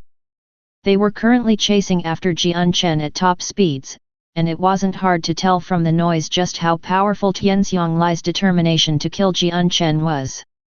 Jian Chen's killing of Tianxiang Kong was tantamount to killing Tianxiang Lai's whole family. After all, Tianxiang Kong was his sole son, and with Tianxiang Lai's body being in such a state, he had lost the ability to reproduce. Jian Chen turned a deaf ear from Tianxiang Lai's murderous roars. The only thing he wanted to do was to quickly escape from the huge city. The sounds of the footsteps from behind were getting louder and louder as Jian Chen realized that they belonged to a magical beast much faster than his own speed. 5 kilometers, 4 kilometers, 3 kilometers. Jian Chen was rapidly approaching the city gates. There was only 2 kilometers left until he reached them. He could already see the giant gates leading outside of the city, but right behind was Tianxiang Lai, who was riding his magical beast only 1 kilometer behind him. Commander Hado, if you can close this gate and help stop this person, then I, Tianxiang Lai, won't be able to thank you enough. Tianxiang Lai's voice came out like powerful thunder from behind him. Quickly, the city gates to Wake City began to close. Seeing the city gates close, Jian Chen's face immediately fell. His eyes swept toward the gates 40 meters away as he let out a deep breath of air. The saint force within his body began to circulate within his body, increasing his speed by some degree. At the same time, Jian Chen was employing the techniques he had learned from his past life. Both of his legs ran at such a fast speed that his feet looked as if they were gliding across the ground. For every 10 or 20 meters that he glided, his legs touched the ground once. In a flash, Jian Chen arrived at the foot of the city gates. Already, there was a large group of mercenaries congregating by the rapidly closing gates awaiting Jian Chen. Quite a few of them were cursing Jian Chen. Jian Chen didn't bother to slow down at the sight of this. Instead, his legs disappeared in a blur as he ran another 30 meters before leaping at the city gates in preparation to climb it.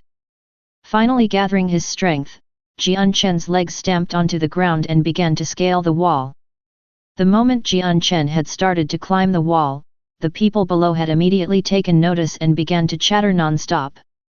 In 2 breaths' time, Jian Chen had smoothly climbed up the 40-meter-tall city wall. Both of his legs stepped off of the wall without a hitch, and he flew over the heads of one of the guards on top of the wall before descending down the other side. It was going well for Jian Chen. On his way down the city wall, he met no obstructions. Even as he flew over the heads of the guards on top of the wall, they could only look at him with wide eyes. As Jian Chen climbed the city walls, Tianxiang Lai, who was right behind, immediately jumped up onto the wall without his magical beast and started to scale it in the same manner as Jian Chen had. However, not only was the magical beast very heavy, it was not an expert in climbing, so it remained on the ground as Tianxiang Lai stopped in his tracks, but didn't admit his violations, nor was he willing to go with the officials. After that, another group of 10 middle-aged men rushing over and looked at the city walls before climbing up the wall and running in the same direction as Jian Chen. These people were the saint masters of the Tianxiang clan. Open the gates. Just as these people flew out from the city, a deep sound came out from behind the gates. Soon after, the closed gates began to slowly creak open. On the wall stood 2 middle-aged men. One of them wore a long white robe, while the other wore black armor. At that moment, the 2 middle-aged men were looking at the group of people currently walking into the distance outside of the city at rapid speeds. When Jian Chen's group disappeared from their lines of sight, the middle-aged man wearing armor looked at the white-robed man next to him and asked, "Commander Hado, why didn't you hold him back?" The white-robed middle-aged man smiled and said, "He killed Tianxiang Lai's sole son, Tianxiang Kong, and I haven't even had the chance to thank him yet. Why would I stop him?" The armored man paused for a bit, and seemed to have thought of something. He broke into a smile that made it seem like he was taking joy in another's misfortune. Outside the city, the feverish Jian Chen looked back at Tianxiang Lai, who was pursuing him from behind.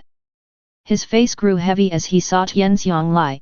Although Jian Chen hadn't fought with him yet, he knew that Tianxiang Lai was not an equal opponent. Looking at the area behind him, Jian Chen began to think for a while before biting his lips in frustration and then turned to run toward the direction of the magical beast mountain range. He knew that in this wide open space, there would be no way for him to shake off the determined Tianxiang Lai. The only method for him was to run toward the magical beast mountain range. From there, he would be able to use the complicated forest and terrain to his advantage to escape from him. Seeing the gap between him and Jian Chen shrink further and further, Tianxiang Lai's eyes immediately turned red.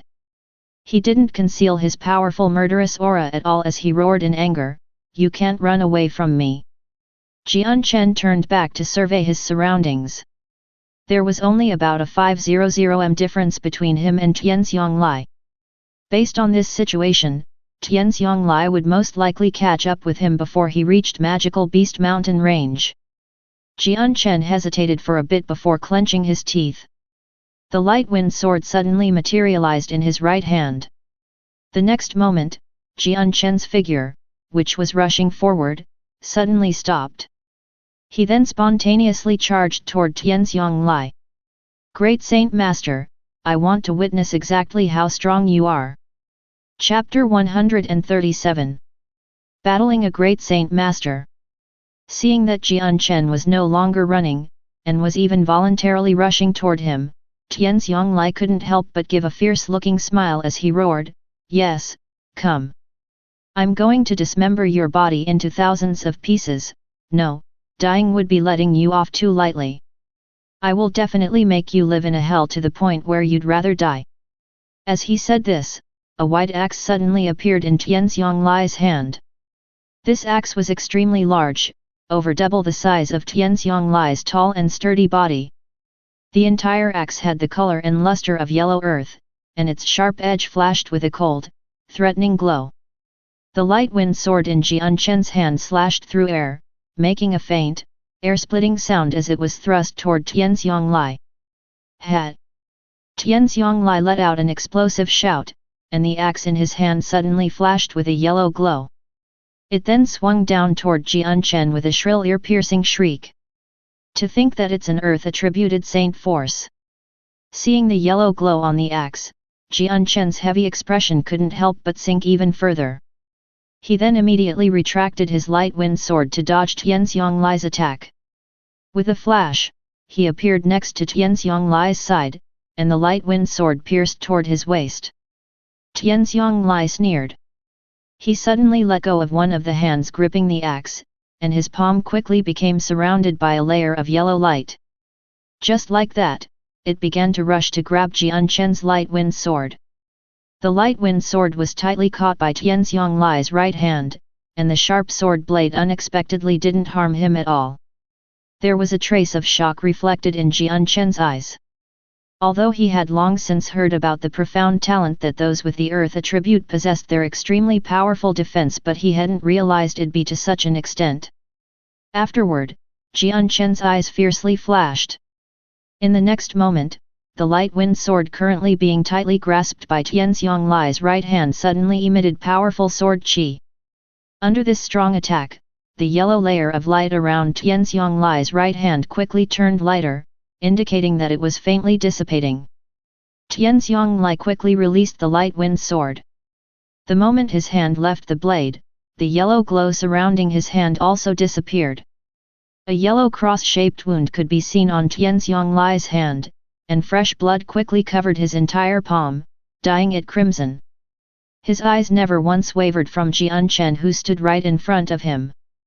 Tianxiang Lai gave an angry growl as he continued to focus on Jian Chen before demanding, "Speak, why did you kill my Kong Er?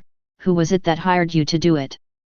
Seeing how there was a good 10 feet distance from Tianxiang Lai, Jian Chen lowered his sword a fraction and spoke coldly, "No one told me to do anything, it was your son that provoked me first.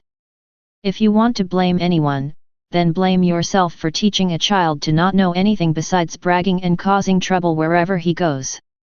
Tianxiang Lai's glare froze over at Jian Chen before asking once more, "Was there really no person that told you to kill my son?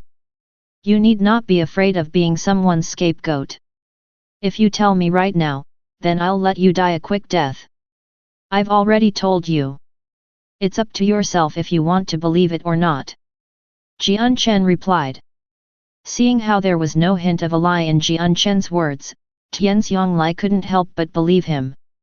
Opening his mouth, he said, "So it seems that it was my fault. I was too lenient on Kong Er and so Kong Er is dead because of me." As he spoke, Jian Chen could hear the sorrow and regret in Tianxiang Lai's voice.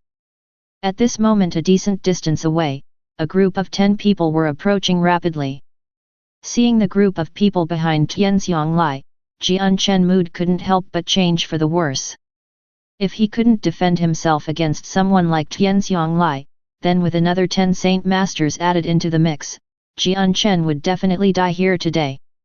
While reabsorbing his light wind sword back into his body, Jian Chen's feet immediately stamped against the ground, causing a clump of dirt to fly up. Concentrating the saint force in his body in his hands, he slapped the dirt forward. Immediately, the clump of dirt became a huge dust cloud that flew toward Tianxiang Lai and blocked his vision. Gaining this new opportunity, Jian Chen didn't hesitate. His figure immediately became a blur as he headed toward the magical beast mountain range. Because of the dust cloud, Tianxiang Lai's vision was heavily impacted and could not see around himself at all. In order to avoid a surprise attack by Jian Chen, he immediately leapt backward from the dust cloud area. Although, the moment he saw Jian Chen had instead chosen to run away, he exploded with anger. "You can't escape." Before he had even finished talking, he started to chase after Jian Chen. However, because of this delay, the head start Jian Chen had gave him a few hundred meters of distance. In this current situation, Jian Chen was unable to heal himself using the light saint force. What he needed the most was to run away at full speed to the magical beast mountain range to avoid Tianxiang Lai's wrath. Wake City was only 20 kilometers away from the magical beast mountain range. With Jian Chen running as if his life depended on it, he was already close to the magical beast mountain range. Arriving at the forest which was by the outskirts of the mountain, he came across a dense part of the forest. Tianxiang Lai, who was still chasing him from behind, could already guess what Jian Chen was planning to do. With some hesitation, he brought out his giant axe that gleamed in the light in his hands. Tianxiang Lai held his axe above his head before letting out an explosive shout and swinging downward. Then a 2-meter-long earth attribute saint force-colored crescent moon came flying toward Jian Chen.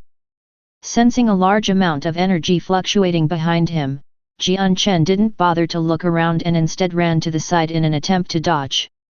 The crescent moon-like force of energy had moved past Jian Chen's back. This time, Jian Chen's good luck had saved him once more. Bang! The earth saint force exploded against a huge rock, letting out a loud sound as a result and scattering the energy in all 4 directions. The stone, which was previously the height of 2 people and 3 meters wide, exploded into multiple fragments that flew everywhere.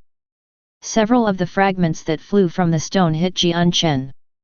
Jian Chen had tried his best to avoid every single stone fragment that flew at him, but with the sheer amount of them, enough to cover the sky, there were already some sharp rocks that had made it past his defenses.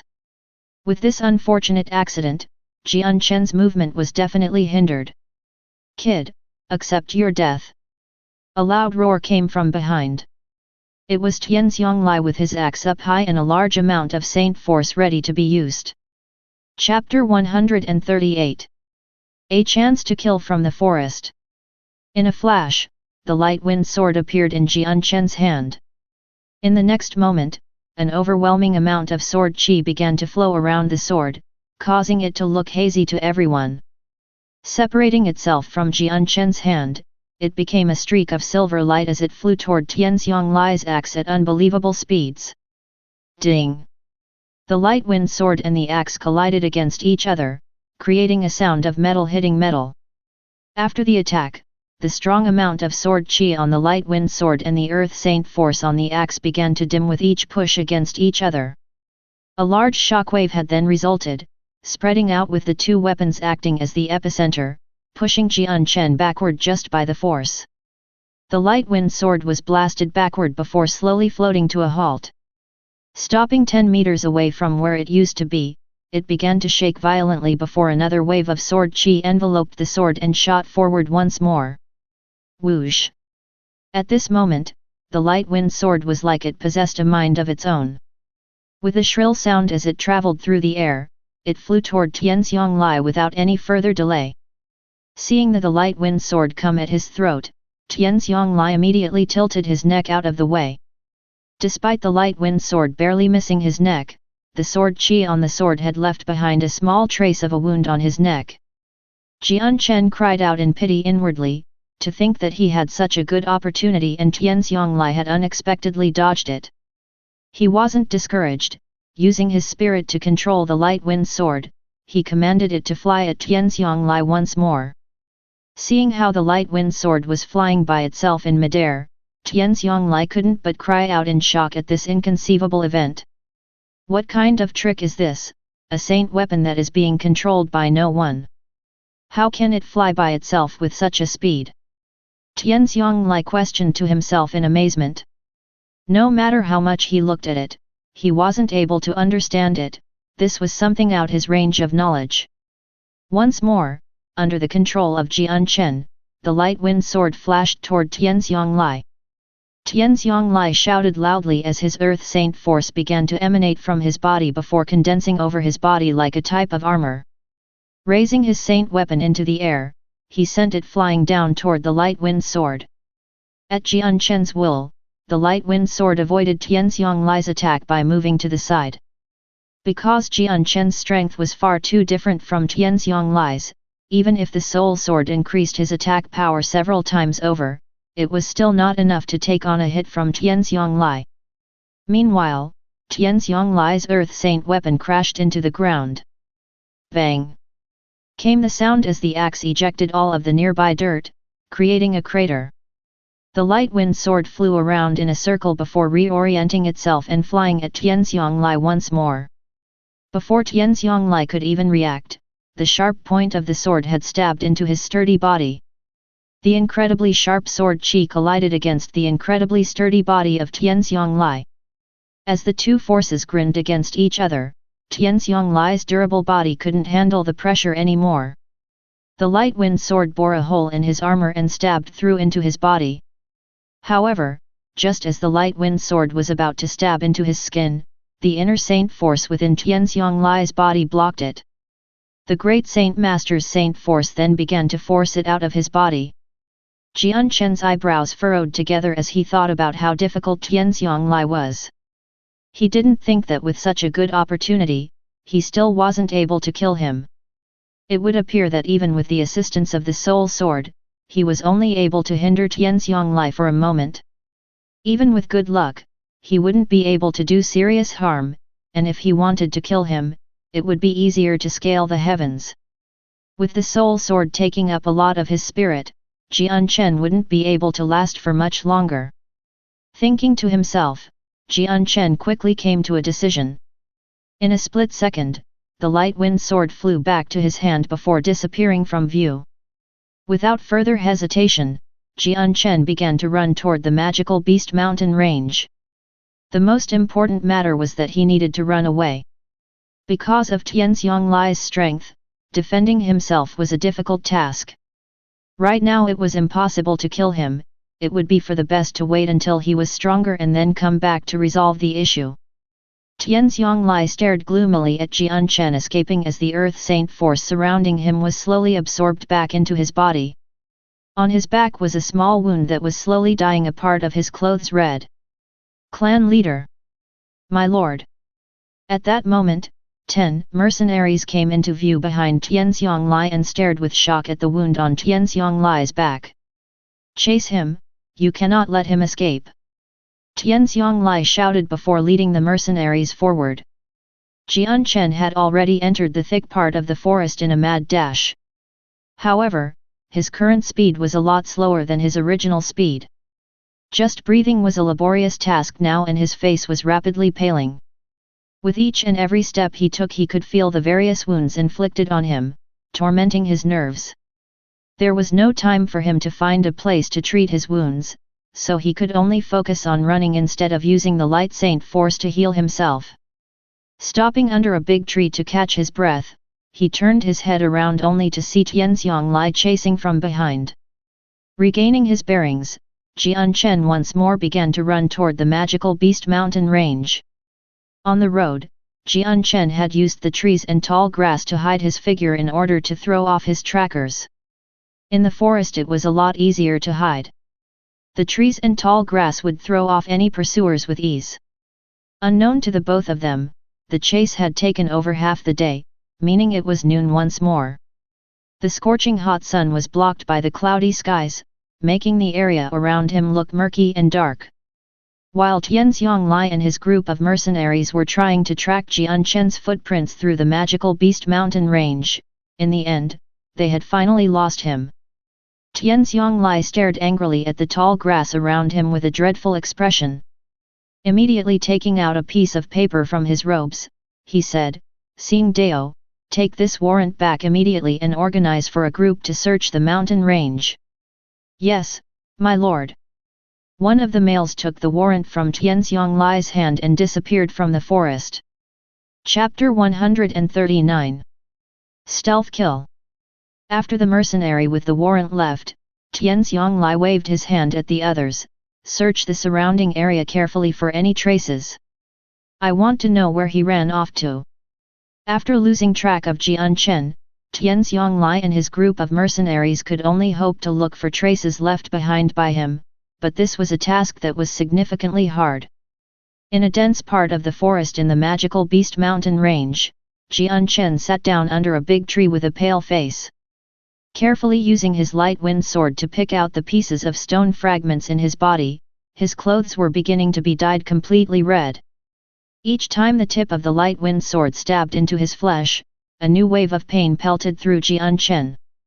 The constant source of pain had tested Jian Chen's nerves, and his forehead was soaked with sweat with each additional moment.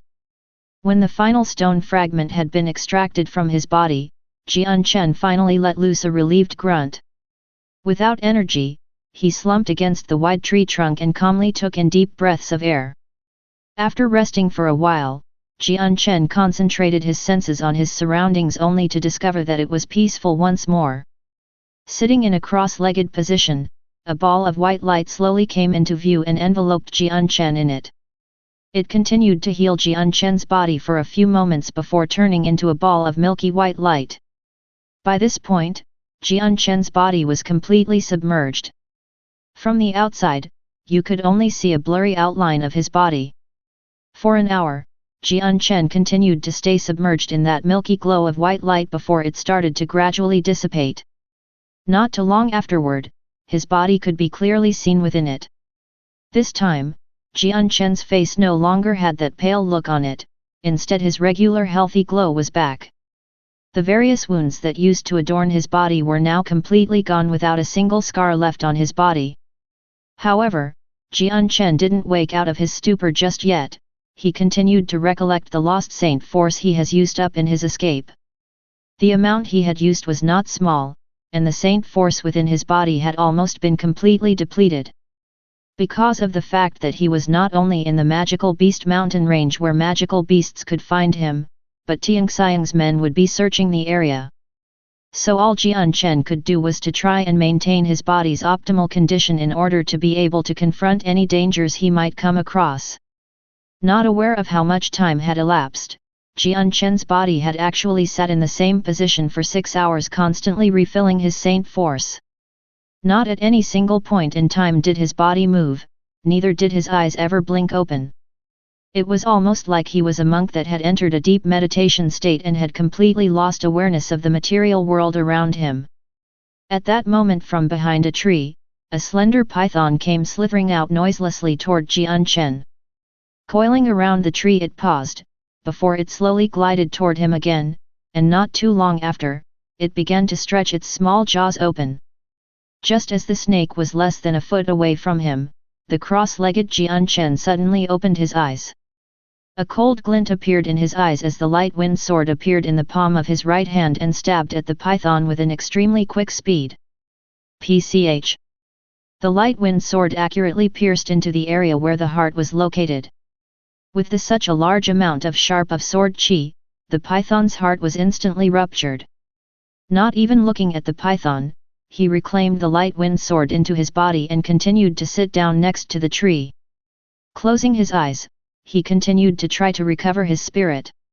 While it looked like he was in a deep meditative state like a monk, in actuality, he was keeping close track of his environment. In an area where magical beasts roamed about, he didn't dare be careless as he tried to recover his saint force. The 4 or 5 foot long python fell from the tree trunk now that it was powerless to stay coiled around it. As it dropped, it released a deep hissing sound before struggling on the ground for a moment before going still. After another 4 hours, Jian Chen opened his eyes once more and stood up on the tree branch. He took out another set of clothes from within his space belt and changed into them. Noticing that it was now dark, he began to think for a while before deciding on leaving the area. Jian Chen carefully looked around himself in case the Tianxiang clan was nearby. At this moment he had fully recovered from his wounds, and even his saint force was back to optimal conditions.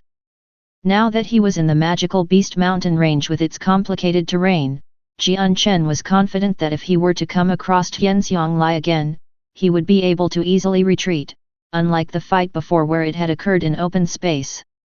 Just then, a small rustling sound came from behind. The moment he heard that sound, Jian Chen's heart stopped. He quickly leaped up onto a nearby tree branch that was hidden from view thanks to the leaves. Not too long after, a group of men wearing white slowly came into view. This type of lifestyle is exhausting. Having a group of us head into the magical beast mountain range in order to find just one person without even a single portrait. How are we supposed to look then? One of the white-robed mercenaries complained to the others. That's right, we don't even know what this person looks like. Even if we were to come across him, how would we even recognize him? A bearded middle-aged man said. My fellow brothers, do you know exactly why the clan leader wanted us to look for this man so badly?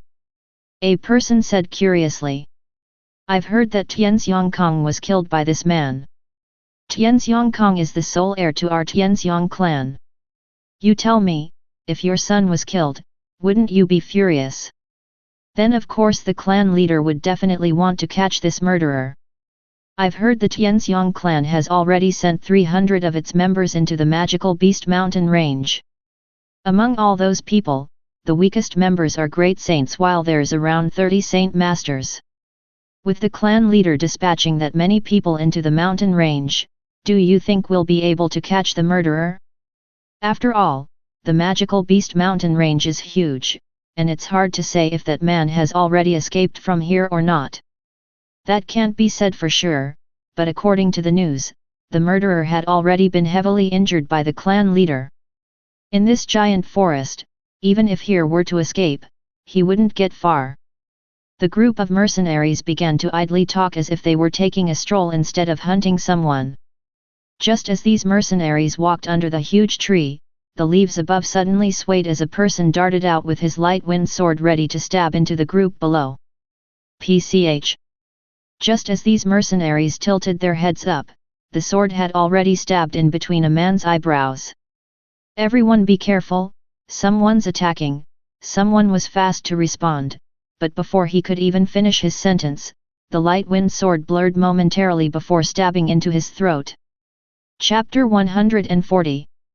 The Tianxiang clan's retreat.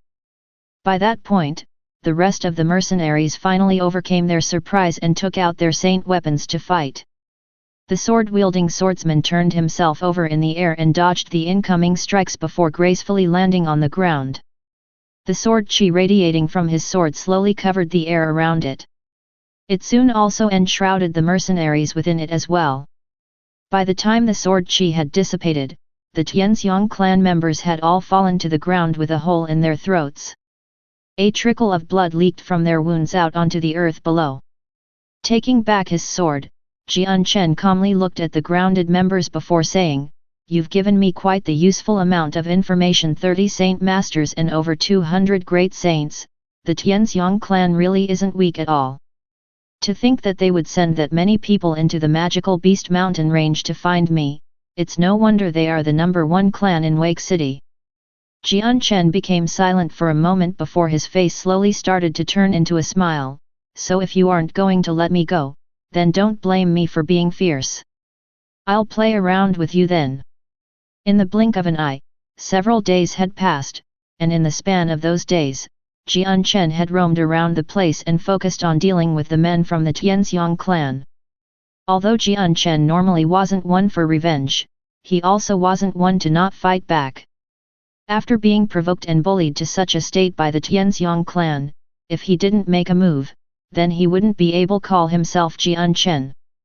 Already the amount of people killed by Jian Chen had reached somewhere in the 200 range. Among those, there were 10 Saint Master experts, the rest were all great saints. With a disastrous loss like this, even for the Tianxiang clan, it would be hard to recover from since they had been damaged down to their roots. The Tianxiang clan actually knew this well and clear, but they had taken no steps to remedy it. On the contrary, they had instead taken more members from their clan and had them search the magical Beast Mountain range in search of Jian Chen's footsteps. Tianxiang Lai definitely wanted to take revenge for his deceased son no matter how heavy a price he would have to pay.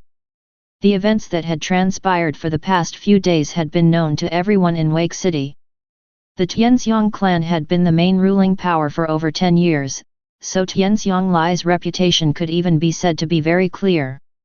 The permanent residential mercenaries and merchants all knew who Tianxiang Lai was and how strong he was.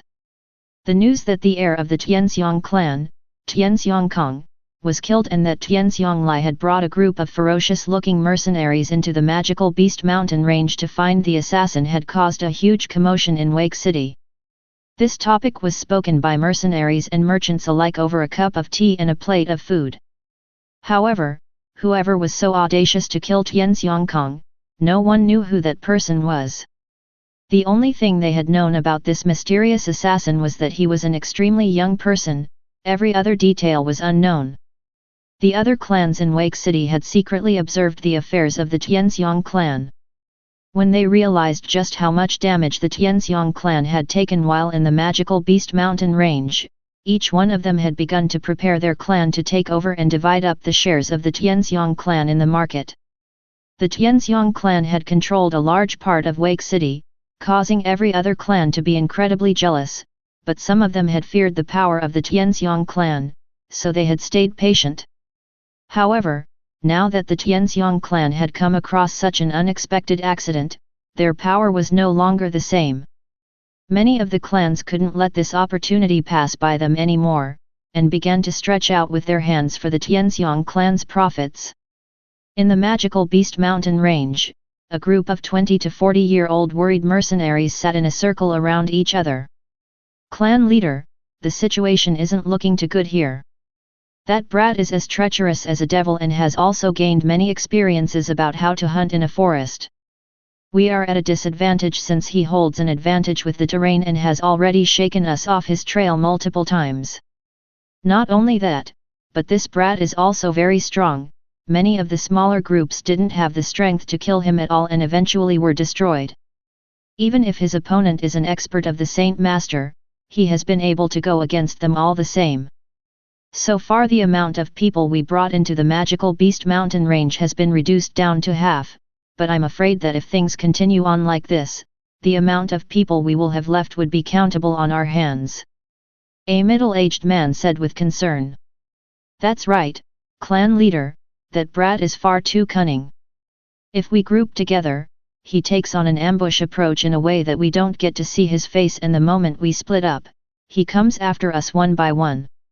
Not only that, but he is as nimble as a monkey in these forests, so we're unable to chase after him. What can we do about that? In our group right now, only my lord would be able to go up against this brat. Another mercenary said with the same amount of worry. Clan leader, right now we are at a disadvantage. It would be best to retreat for now and think things over. A frail-looking person said. Clan leader, right now since we have lost so many members in the magical Beast Mountain ranges, our development in Wake City will be halted. We cannot let that happen. Tianxiang Lai clenched his fist in frustration as his face revealed a hesitant expression. In his heart a fierce struggle was being played. After some time, Tianxiang Lai bit his lips and spoke out, "Tell everyone to retreat." "Yes, clan leader." Upon hearing this order, each and every mercenary revealed a happy expression as their hearts secretly let loose a breath of air in relief. After facing Jian Chen these past few days, not a single one of them wanted to throw away their lives. It was with good fortune that Tianxiang Lai had been accompanying them. In their eyes, they were deeply afraid of coming across Jian Chen without him. A person grabbed onto a bamboo shoot before setting the fuse on fire. With a shrill whistle, the bamboo shoot flew straight up into the air before exploding with a loud bang and transformed into a scarlet fog of smoke that scattered everywhere. Within the depths of the magical Beast Mountain range, there was a group of mercenaries that sat around in a circle and ate some pieces of meat. "AI, when this assassin will be captured, I don't know. The amount of casualties our Tianxiang clan has accumulated has already reached over a large amount. 10 Saint Masters have already died. To be able to kill Saint Masters with ease, with us having only the strength of a great saint, I don't know how long it'll be before we become a target for him. As long as we don't come across him, we'll be fine. Otherwise, we won't have a life to return home with." The mercenaries sat around the fire and chattered among themselves with worry. At that moment, a loud shrill sound spiraled into the sky. Hearing that, every single mercenary looked up past the tree canopy to see the blossoming fireworks in the sky, leading to a few mercenaries crying out in relief. "That's our Tianxiang clan's retreat signal." One of the mercenaries cried out in joy. "We can finally return home. What's everyone doing just standing around? Let's hurry up and go home. Did you guys want to stay around here or something? That assassin could come at any time and slaughter us like livestock." Right, let's hurry up and go. This isn't a place we should stick around." After that, no one was in the mood to eat their food and immediately left the place. Not too long after they left, a shadow dropped down from the trees. This figure was wearing the leather of a magical beast, and already there was the beginning signs of a beard growing on his face. Seeing the group of mercenaries fade out from sight, the figure revealed a sneer, "So you want to retreat? That's fine, but just this last time, I hope you let loose one final stream of blood. Whoever offends I, Jian Chen, will not be able to leave so easily." Chapter 141. Where is he? Now that the Tianxiang clan had renounced their search for Jian Chen, they all immediately started to retreat from the magical Beast Mountain range. At the sight of the firework, they all started to move out quickly. However, Jian Chen didn't plan on letting the Tianxiang clan off that easily. Although, there wasn't much he could do against Tianxiang Lai, against those great saints and saint masters, he could easily make do with them. Although the magical Beast Mountain range usually made it difficult to find other mercenaries, the Tianxiang clan mercenaries were all wearing white and had the Tianxiang emblem on their robes, so finding them was an easy task. Occasionally, the sounds of battle could be heard in the mountain range. Even as the Tianxiang clan members retreated, many groups still came across Jian Chen and were killed. He had accumulated months of rich experience after living in the magical Beast Mountain range and could appear and disappear like a ghost with the help of the complicated terrain. His surprise attacks caused his enemies to be unable to defend themselves. Even the times when Jian Chen was discovered by mercenaries, Jian Chen still surprised and killed them in the end with a single strike. Even if Jian Chen was encircled by the experts of the Tianxiang clan, he could rely on his superior speed to escape into the forest without a trace. This had pained the Tianxiang clan greatly since none of them could chase him. Even the middle saint masters were unable to come up with a way to chase him. In half a day, all of the Tianxiang clan had finally gathered together. Seeing that only 100 people remained, Tianxiang Lai was very depressed. In the beginning, they had entered the magical Beast Mountain range with 1,000 mercenaries. He didn't think that in just a few days' time, they would lose over 400 members. To the Tianxiang clan, this was a serious loss. A serious glint of murderous intent radiated from Xin Xing Xiao for a split second as his desire to kill Jian Chen had reached unprecedented levels. Not only did he kill his Kong Er, but he had even caused a tremendous amounts of damage to the Tianxiang clan. Right now Tianxiang Xiao wanted to do nothing more than devour Jian Chen's flesh and drink his blood. Seeing the gloomy face on Tianxiang Xiao, every mercenary in the vicinity felt a tightness in their throats. No one dared to say a word in case they invoked the wrath of Tianxiang Xiao. At this moment, no one dared to say anything that could possibly offend him. Let's go. Tianxiang Xiao waved his hand with a gloomy face. As he led them away from the area, he knew that after experiencing such a loss, it would be very hard to say that the Tianxiang clan was still the #1 clan in Wake City. The remaining Tianxiang mercenaries walked through the forest without any magical beasts daring to attack them. However, an air of depression emanated from this group. They were clearly listless, and their spirits were low. Behind them was a leather-wearing figure that was closely following them nimbly through the trees.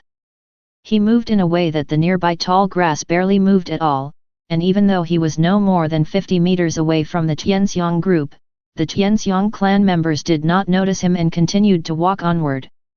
Because of the loud sounds they were making, they were unable to hear the even more minute sounds that their follower was creating. The person behind them was very cautious, using the tall grass to conceal his movements. He quickly followed closely.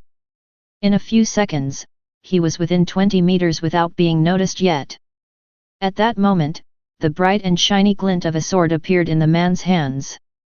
Still hidden by the grass, the man disappeared into a blur and flew behind the backmost mercenary of the Tianxiang clan.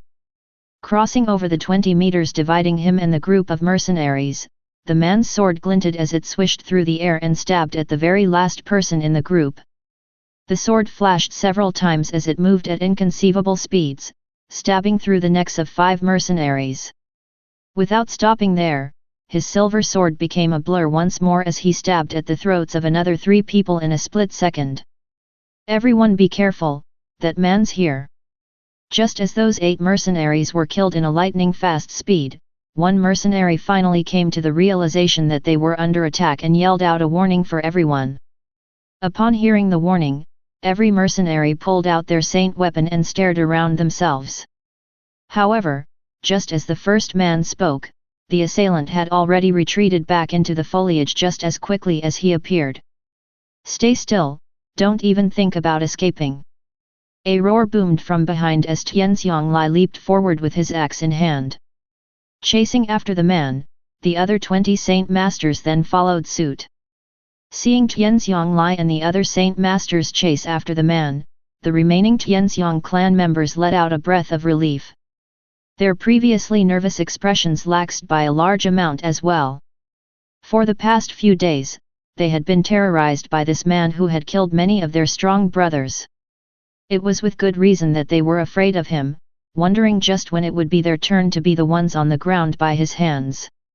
Suddenly, just as they let out a sigh in relief, the tall grass split open as a silver sword flew out from it in a brilliant show of light. PCH! PCH! 2 mercenaries then fell to the ground with their throats stabbed through. This sudden movement had disturbed many men. The moment they saw this, each and every mercenary there had turned pale with fright. Everyone be careful, he's here.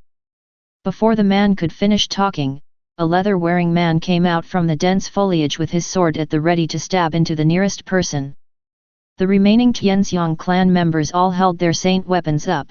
Since they held the advantage with numbers, they all started to spread out in a ring to entrap the invading person inside. Even after being encircled, the leather-wearing person didn't have a frantic expression on his face. Holding his sword in his right hand, he continued to defend himself against the attacks that came at him from every direction. His speed was so fast, it caused his attackers to be speechless, but these men were only at the great saint level, so when it was his turn to attack, they saw little to no opportunity to dodge. Following the continuous string of collisions, the leather-wearing man lashed out with his sword, stabbing into the throats of 5 different mercenaries with a hazy glow of sword chi following his sword. After killing those 5 mercenaries, the man didn't continue fighting, instead he opted to run from the encirclement. Entering the foliage, he disappeared without a trace as the remaining mercenaries were powerless to stop him. Not too long after his escape, an Earth-attributed Saint force flew into the area as Tianxiang Lai returned with the other Saint Masters.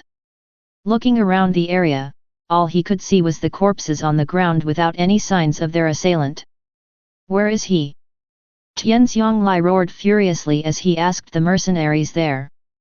Chapter 142. Tianxiang Clan's Heavy Losses. "He ran out over there." A person pointed to where the man ran off to. Hearing that, Tianxiang Lai turned his glare over to where a mercenary pointed.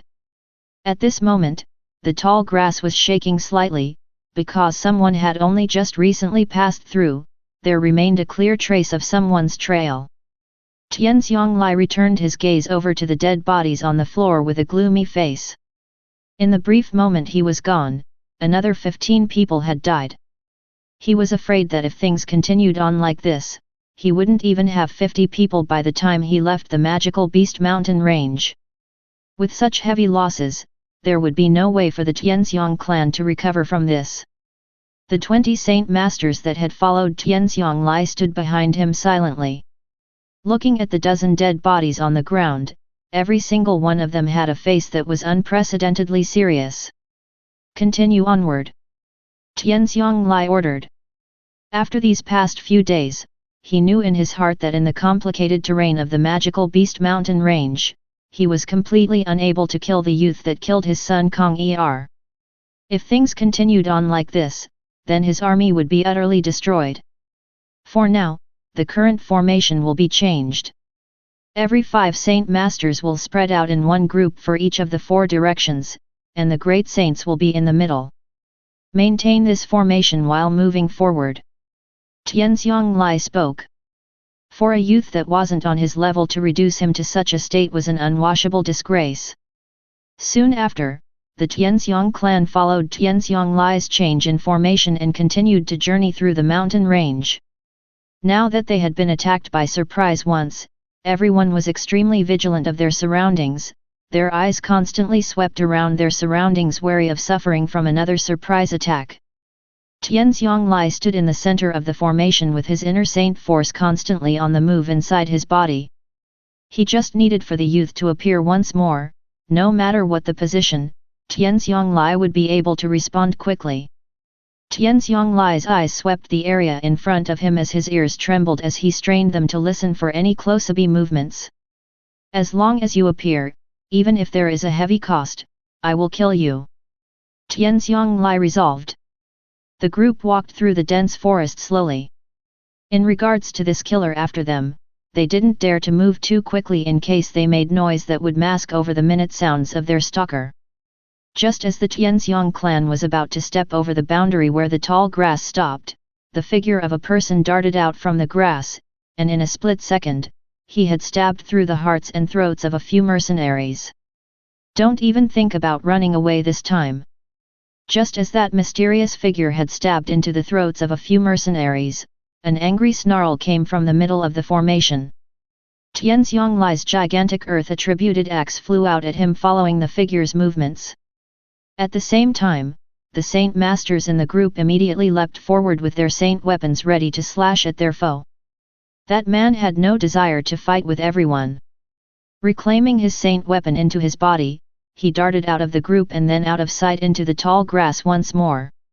"You all stay here, I will chase after him," Tianxiang Lai roared before dashing into the tall grass after the man. This area of grass was tall enough to completely conceal a person within its expanse, and that leather-wearing person was moving through the grass with a nimble and quick speed. Very rarely did he make a sloppy mistake, and he maintained that fast speed without making the tiniest of sounds, as if his body was gliding instead of running. Not a single bit of weight had touched the ground as he ran, it was like he was using the grass for support instead of the ground. "You won't escape this time.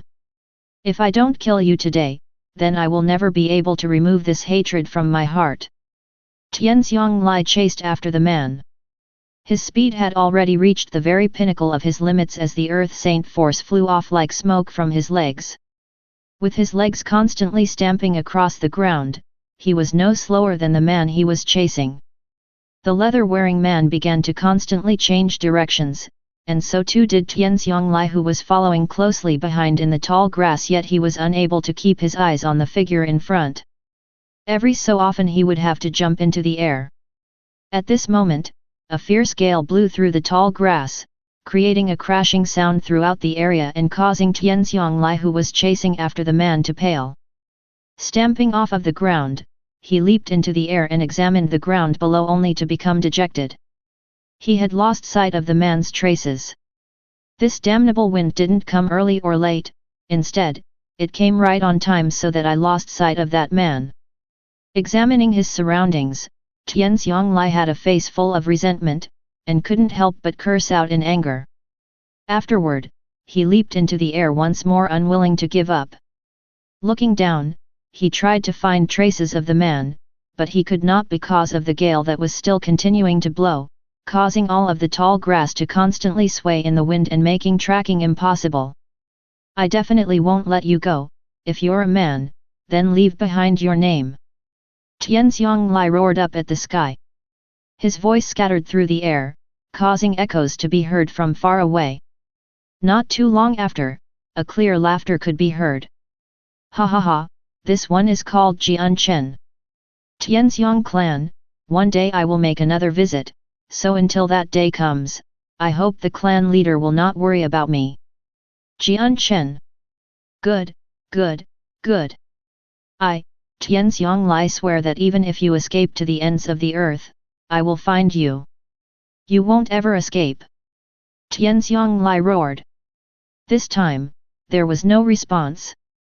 Tianxiang Lai couldn't reply anymore, and instead continued to lead the remaining Tianxiang clan members out of the magical beast mountain range.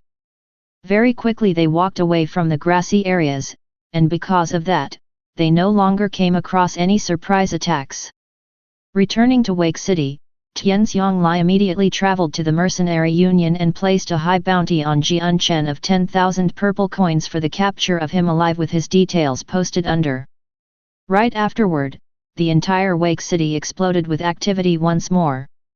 10,000 purple coins. Such an expensive bounty was a never-before-seen event in Wake City history, and a price this high was rare to see in the entire Tianyuan continent. To add on to that, the mercenary union had bumped up the mission grade to A rank, making it a special mission. It wasn't restricted to just mercenaries, as this mission was then sent out to the following nations neighboring the Blue Wind Kingdom. Right at this moment, Jian Chen wasn't aware that the warrant for his capture had been put up with such a high price once more. Right now, he was still in the magical beast mountain range washing his body.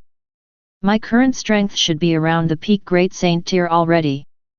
These next few days, I should hunt for a few magical beasts in the mountain range and make a breakthrough into the Saint Master level. This way, if I come across Tianxiang Lai in the future, I won't be considered a weak opponent to him. Jian Chen thought to himself as he quickly made plans for the future. Chapter 143. Tortoise Beast. AI. Suddenly, Jian Chen let out a sound of surprise from the water edge. After he had washed away the sweat and filth, he stared at his body, only to discover that his skin had surprisingly turned a deep shade of red, completely unlike his usual skin color. "What's going on here? How did my body turn red?" Jian Chen cried out in astonishment with his eyebrows raised. After thinking about it for some time, his face relaxed and he broke out into a smile. Muttering to himself excitedly, he said, "This is what the books said would happen. This situation means that the anti-venom of the silver-striped golden snake has completely fused with my bloodstream. I didn't think that it would fuse together in only a month's time, nor did I think that the anti-venom of the silver-striped golden snake coursing through my body would make such a change. If my body continues to refine the 1000 immunity, then it will eventually gain the ability to reproduce the anti-venom on its own, and by then, I will have truly perfected the 1000 immunity. Once I perfect the 1000 immunity, all of the blood that my body makes will naturally contain the anti-venom. So I don't need to worry about my body losing any blood with anti-venom anymore." Jian Chen carefully inspected his body just in case there was any other changes to it other than his skin becoming a red color. However, there were no other changes, everything else was exactly the same as before.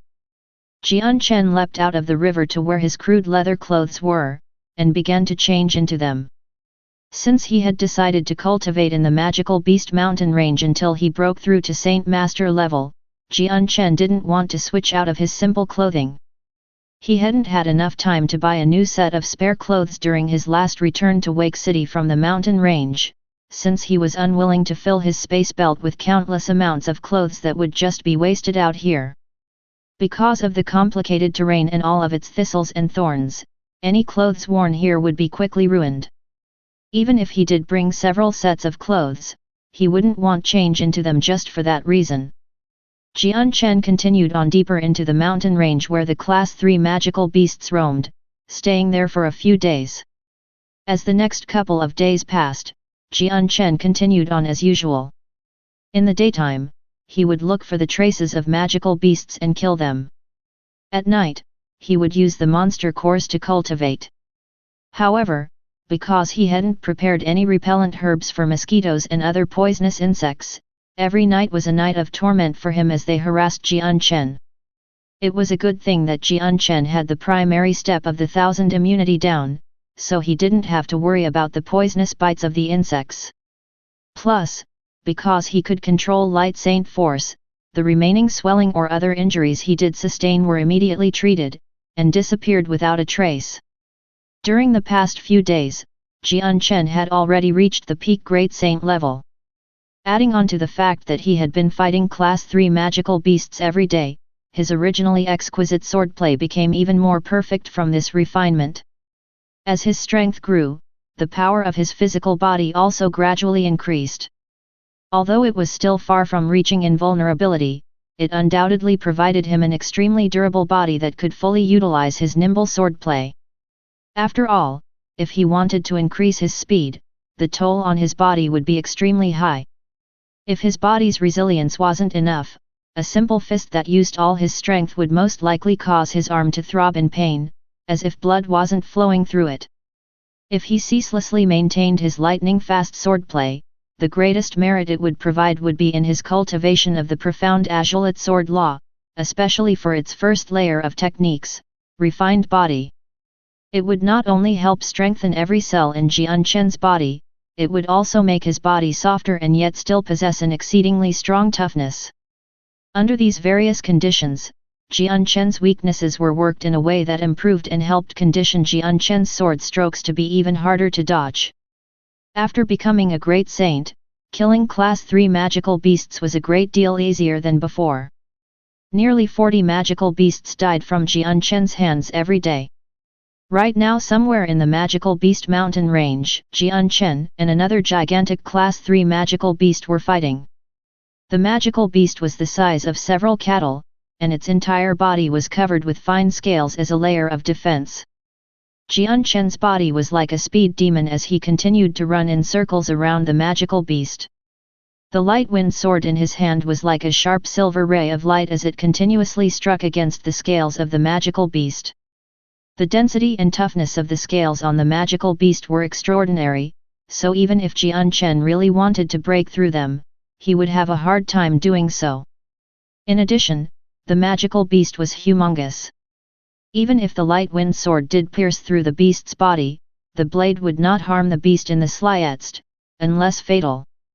Just as the magical beast started to shake, Jian Chen saw his chance. In a flash of lightning, he stabbed at the throat of the magical beast and pierced straight through it. Unfortunately, after Jian Chen stabbed through its throat, the magical beast still did not die. Letting out a destitute roar, it began to charge at Jian Chen with a ferocity even more intense than before. This tortoise magical beast is at the peak of a Class 3 magical beast level. It is even about to reach the Class 4 magical beast level, no wonder its vitality is this strong. It seems that if I want to take care of this quickly, I will have to take action from within his body. Otherwise, unless I behead it will be very difficult to kill. Jian Chen muttered as he looked at the magical beast in front of him. Not only was the magical beast strong in terms of defense, but its vitality was extraordinary as well. Even after Jian Chen had stabbed into its throat, it still didn't die, rather, the matter had infuriated it further. While Jian Chen and this tortoise magical beast were battling, a group of mercenaries came into the battlefield. There were 20 men in that group with faces so filled with mud, that aside from their ages, no other distinguishing traits were visible. About half of them were wearing leather-skinned clothing while the other half had clothes that were in extremely poor conditions. 2 of the mercenaries were even wrapped up completely in bandages, their blood could easily be seen bleeding underneath the wrappings, signifying that they were heavily wounded. The moment this group of mercenaries saw the tortoise magical beast fight with Jian Chen right in front of their eyes, they immediately let out a surprised shout. That seems to be Jian Chen. Chapter 144. Black Leopard Mercenaries. Hearing this, the entire group of mercenaries became startled and looked over at Jian Chen with careful eyes. A medium-sized build around the age of 20 years old. Wields a slender-sized silver longsword with rapid speeds while being nimble. Captain, this man resembles the one on the bounty posters put up by the Tianxiang clan in the mercenary union. In my opinion, this is definitely Jian Chen. A leather hide-wearing mercenary said next to another mercenary whose clothes were still intact. That's right, Captain, I'm absolutely sure this person is Jian Chen. The Tianxiang clan has put out a 10,000 purple coin reward for the capture of Jian Chen. If we can capture him, then those 10,000 purple coins will be ours. Another shriveled mercenary spoke. Another man spoke out softly, I can see that this Jian Chen won't be so easy to handle. Do you guys not see how he is single-handedly fighting against that class 3 magical beast? What are you afraid of? No matter how awesome he is only one person while we are many. Don't tell me you're afraid of a single person. If word of this spreads out, then our Black Leopard mercenaries will have no face left to preserve in Wake City. Another leather hide-wearing mercenary said with a muffled voice. What he's saying is right. Even if he's amazing, he's still only one person. Could it be that our Black Leopard mercenaries are afraid of a single 20-year-old kid? At that moment, a calm-looking person opened his mouth. Okay, everyone stop arguing. Listen to the captain's opinion. After he had finished speaking, everyone had stopped talking and turned to look at the person who was at the front of the group. Out of everyone in the mercenary group, only he could be considered to have clothes that were in perfect condition. He was the leader of the Black Leopard mercenaries. The leader of the Black Leopard mercenaries was very tall at the height of 2.5 meters and had a sturdy build. The hair on his head was cut to a short length on his large face, but it was rather ordinary to look at, and one would have trouble remembering the details of him if asked. He was wearing black robes that only had a few scratches from the thistle and thorns of the forest. The leader of the Black Leopard mercenaries stared closely at the battle between Jian Chen and the tortoise magical beast with a look of hesitancy. After a few moments of unwavering emotions reflected across his eyes, he finally came to a conclusion.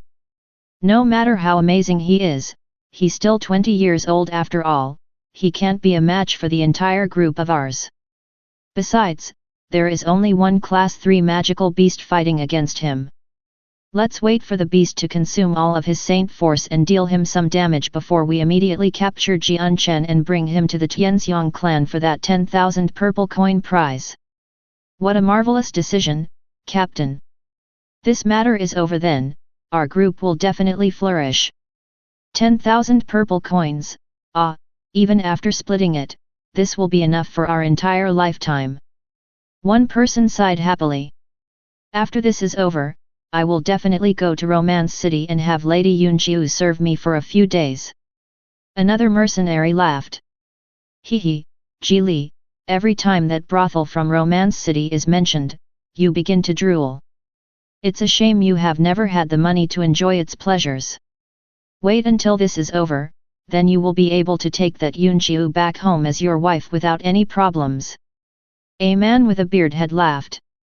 Hearing that, the previous mercenary laughed and then stared at Jian Chen almost as if he were staring at a mountain of gold.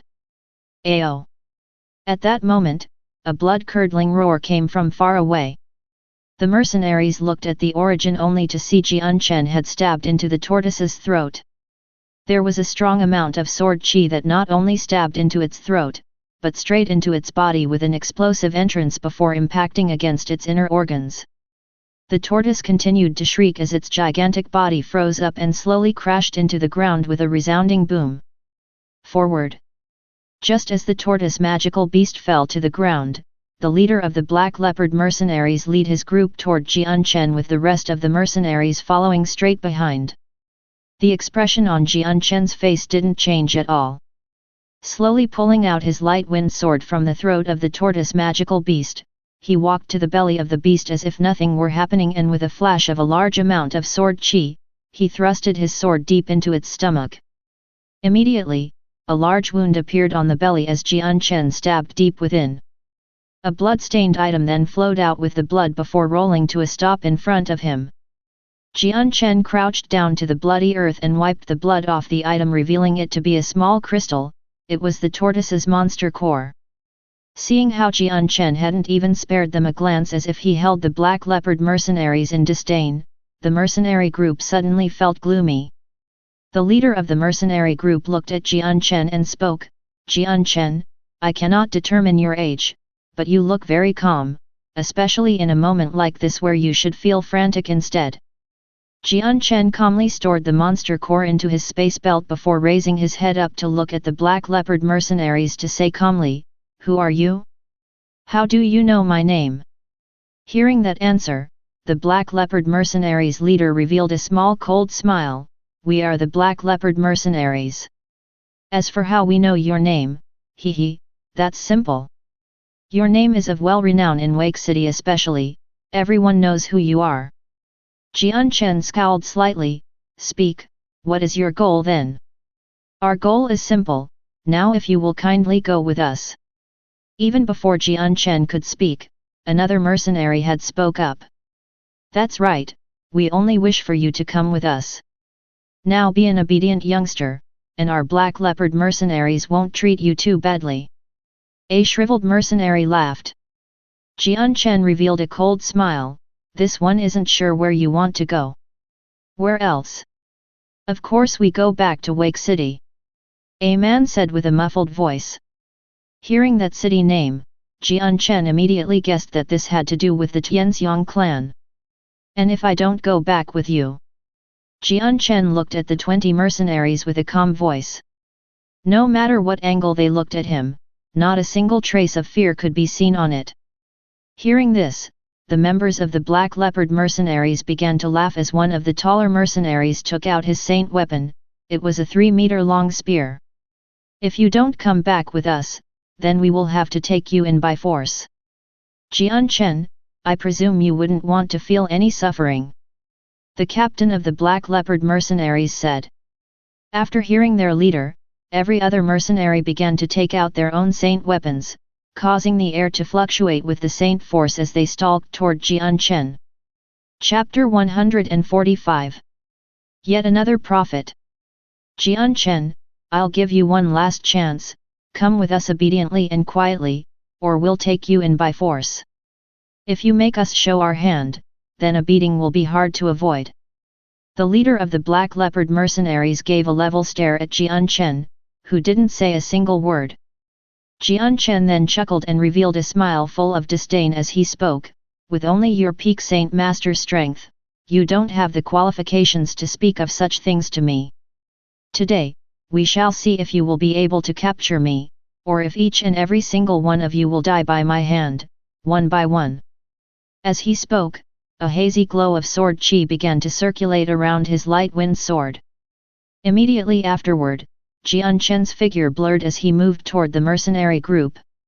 In an instant, he reappeared right in front of the weakest-looking mercenary, and swung his sword with a stunning speed. "You're looking for death? Brat, you're too arrogant." Just as Jian Chen began to move, the other members of the Black Leopard mercenaries all cried out in anger as they charged at him. "Pch! PCH. PCH. The instant they took one step forward, Jian Chen stabbed into the throats of 3 mercenaries with lightning-quick speed. Since Jian Chen's attack was so sudden, those of the primary Great Saint level didn't have any time to react at all. Thus, the light wind sword pierced into their throats and ended their lives. Without any hesitation, Jian Chen pulled out his sword and began to fight with the surrounding Black Leopard mercenaries in an intense battle. Although they held the advantage in numbers, the number of enemies that were consistently trying to hit Jian Chen numbered only around 7. The rest surrounded Jian Chen so that he would have no way to escape. At the same time, they would be able to jump in at any time to provide assistance if needed. Among the 7 mercenaries that were fighting Jian Chen, there were 5 Saint Masters and 2 Great Saints. The people of the Black Leopard mercenaries weren't stupid. They knew that a person capable of incurring the wrath of the Tianxiang clan couldn't possibly be weak. Thus, the 5 Saint Masters attacked him at the same time. Jian Chen, however, was handling the 5 Saint Masters and the 2 Great Saints with ease. Previously, when he only had the strength of a middle Great Saint, he had already dared to face the many Saint Master experts of the Tianxiang clan. Obviously, now that his strength had already improved to the peak Great Saint level, he'd have no problem fighting these mercenaries. He was now only one step away from reaching Saint Master level. Although the increase in level from middle to peak Great Saint was a small one in name, Jian Chen's strength had multiplied greatly during this period. Now that he had peak Great Saint powers, the simultaneous attacks from the 5 Saint Masters wasn't as difficult to deal with as his previous experience in Wake City. Jian Chen's sword was unparalleled in speed, striking out in all directions as an offense and defense at the unbelievably fast speed of light. The light wind sword continued to collide with the other Saint weapons, causing metallic clanging sounds to screech out.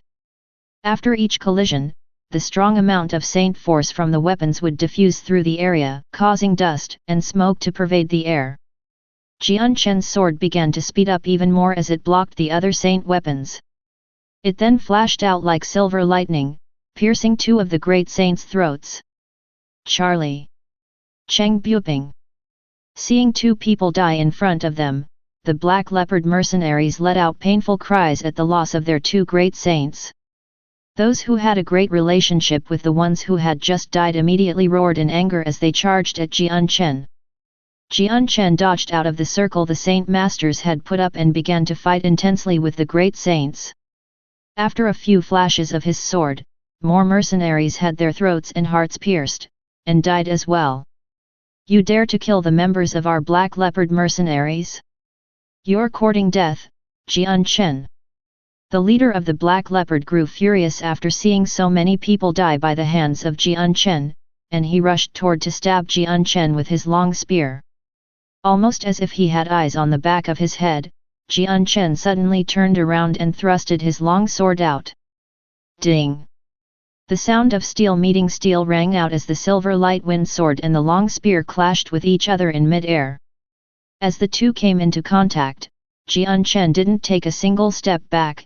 Instead, he stepped past the spear toward the captain, and with a flash of his blade, the light wind sword stabbed into the throat of the leader of the Black Leopard mercenaries. With a squelch, the tip of the bloody sword appeared on the other side of the man's throat. The leader of the Black Leopard mercenaries grew stiff as he stared at the sword in his throat with disbelief. His pupils rolled around furiously as he stared at Jian Chen and spoke with difficulty, How could I, die by your hand? Captain! Captain! Captain Kargil! Seeing their leader stabbed through his throat, the expressions of all the mercenaries changed. After standing there in a daze for a while, they all began to shout in alarm. He has killed Captain Kargil! My brothers, let's avenge the captain's death! Avenge Captain Kargil! Everyone forward, kill this Jian Chen! The mercenaries suddenly became motivated once more as they charged at Jian Chen. How reckless! Jian Chen sneered as he pulled out his sword.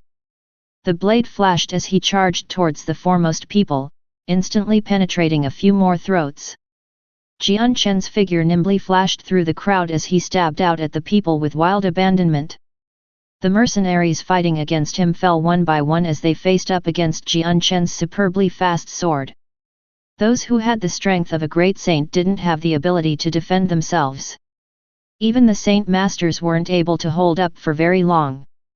In a short moment, another 10 mercenaries had died at Jian Chen's sword, leaving behind 2 saint masters and 4 great saints. The 6 people had already lost their wills to fight. They exchanged mutual looks with each other, knowing that continuing on this road would end with death. The only road left to take was to run. With this thought, the 6 mercenaries immediately spread out in 4 directions without any hesitation in an effort to escape Jian Chen. Jian Chen sneered. His gaze swept across the area, eventually landing on a great saint mercenary. His body flickered slightly as he chased after the great saint with extreme speed. As for the other 5 mercenaries, Jian Chen took no heed of them. That great saint who had been trying to escape from Jian Chen's pursuit was blocked off by him in the blink of an eye. You! What are you going to do? Seeing Jian Chen appear right in front of him, the mercenary's face grew pale as he began to shake and timidly pulled out his saint weapon. The light wind sword disappeared from Jian Chen's hand as he crossed both arms across his chest. Staring at the mercenary who was close to his age, he said indifferently, "Do you wish to live?" "Of course." That mercenary replied almost instantaneously. But the question then registered in his mind, and his expression grew hopeful as he asked incredulously, "Could it be you're willing to let me go?" "Letting you go won't make much of a difference to me, and killing you will have no meaning either. As long as you cooperate with me and tell me what I need to know, then I will let you go." Hearing Jian Chen, the mercenary revealed a joyful expression. "Okay, as long as you let me go, I will definitely tell you all I know without hiding a single thing." Jian Chen nodded his head and said, "Let me ask you, what method is the Tianxiang clan using to deal with me, and how did your group recognize me?" Without hesitation, the mercenary immediately replied, "The Tianxiang clan used the mercenary union to place a 10,000 purple coin bounty on you. At the same time, they publicized some of your traits. That's why we immediately recognized you as the person that the Tianxiang clan had placed a high bounty of based on your fight with the tortoise beast." Jian Chen frowned. The Tianxiang clan placing such a high bounty on his capture was something far out of his expectations. After some hesitation, Jian Chen's eyes brightened as he smiled darkly, "I can let you go now, but you must do one task for me." "What task?"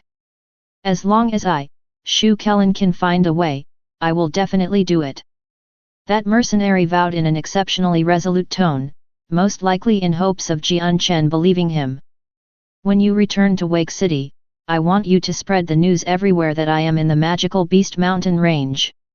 I want everyone to know that I am here, do you understand?" Jian Chen stared firmly at him. "Understood, I understand." Although he didn't know what Jian Chen was up to, this mercenary still immediately replied to him without asking questions. He was afraid that if he made Jian Chen angry, his life would be forfeit. Jian Chen thought for another second before continuing, "Also, tell them that I am seriously injured, got it?" "Got it, got it. Don't worry, I will definitely tell everyone what you want to be said." The mercenary hurriedly replied. Jian Chen nodded his head and waved his hand, "You can go." Almost as if that man had received an amnesty, he immediately began to run as fast as he could away from the area. Based on his appearance, it seemed as if he was afraid that Jian Chen would change his mind and take his life in the end. Jian Chen looked at the dozens of corpses on the ground and took their space belts.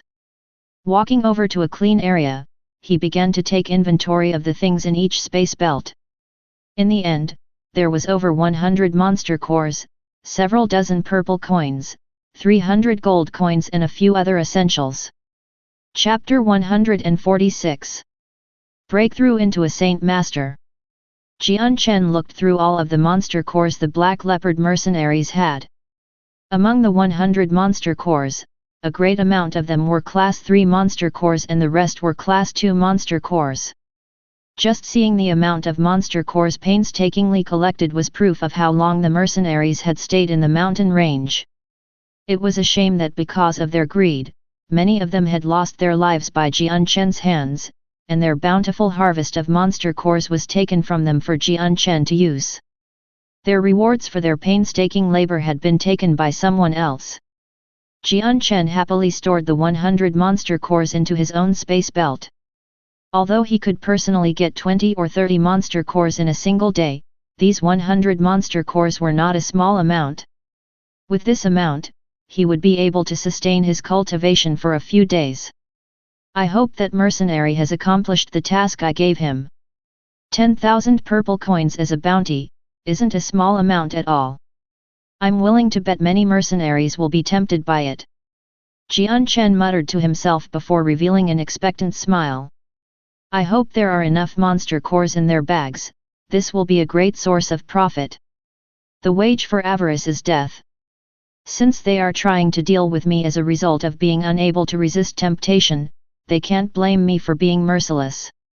As he spoke, a flash of murderous intent radiated from Jian Chen. For the next 2 days, I should work hard to improve my strength. Otherwise, if I come across a strong group, even though they may not be able to seize me, dealing with them will be quite difficult. Moreover, I still need to be able to defend myself from peak Great Saint Masters.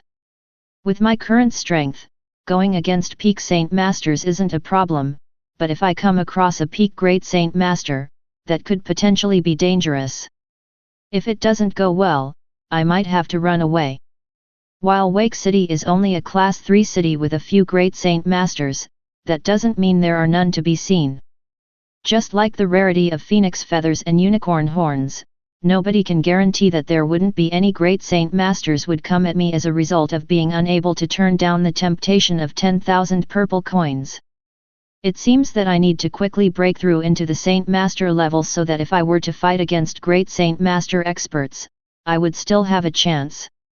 After he made his plans, Jian Chen decided to not kill any more magical beasts and instead walked over to the side of a hill, where there was plenty of vegetation growing through the cracks of a steep rock face. Jian Chen walked up to the wall and gently pushed away the tall grass to reveal a hole. This cavern had been discovered by Jian Chen 2 days ago. Taking out a few materials from his space belt, he fashioned a torch and walked straight into the cavern. The passageway was very narrow, only one person would be able to walk over the uneven surfaces. Traces of handprints and footprints could be seen all over the place, showing that this cavern had been artificially expanded. Following the curved, 30-meter-long pathway, Jian Chen finally reached the end of the cavern. The circumference of the dead end was around 10 meters, and it had a height of 3 meters. The ground was very flat, and a stone table and bench sat nearby. 2 days before, when he had just discovered the cavern, Jian Chen had already known that others had stayed in this cavern for quite a while. However, a thick layer of dust covered the ground, clearly indicating that it had been ages since a person had last come here. After inspecting the cavern and confirming the security of it, Jian Chen stuck his torch onto the wall and sat down in the central point of the dead end while taking out a few Class 2 monster cores to cultivate. He was definitely safer in this hidden cavern compared to the open outside mountain range, and it allowed Jian Chen to freely enter a state of cultivation as he pleased. After hunting for a few days in the magical Beast Mountain range, he had amassed a large amount of monster cores. Adding on to the hundreds of monster cores he had gained from the Black Leopard mercenaries, the amount of monster cores in Jian Chen's possession was enough for him to cultivate for 1 full month. Jian Chen wasn't at all worried about a shortage of monster cores. The energy within the monster cores became absorbed into Jian Chen's body at alarming speeds. The powerful energy gathered around his body, and was already gradually condensing into an extremely weak light. Because of the azure and violet glows within his Danshan, Jian Chen's cultivation rate had improved 100 times over, but at the same time, the two glows robbed him of his cultivation. Jian Chen would only see a small part of what he absorbed and cultivated. Despite this, his cultivation speed was still a bit faster than before.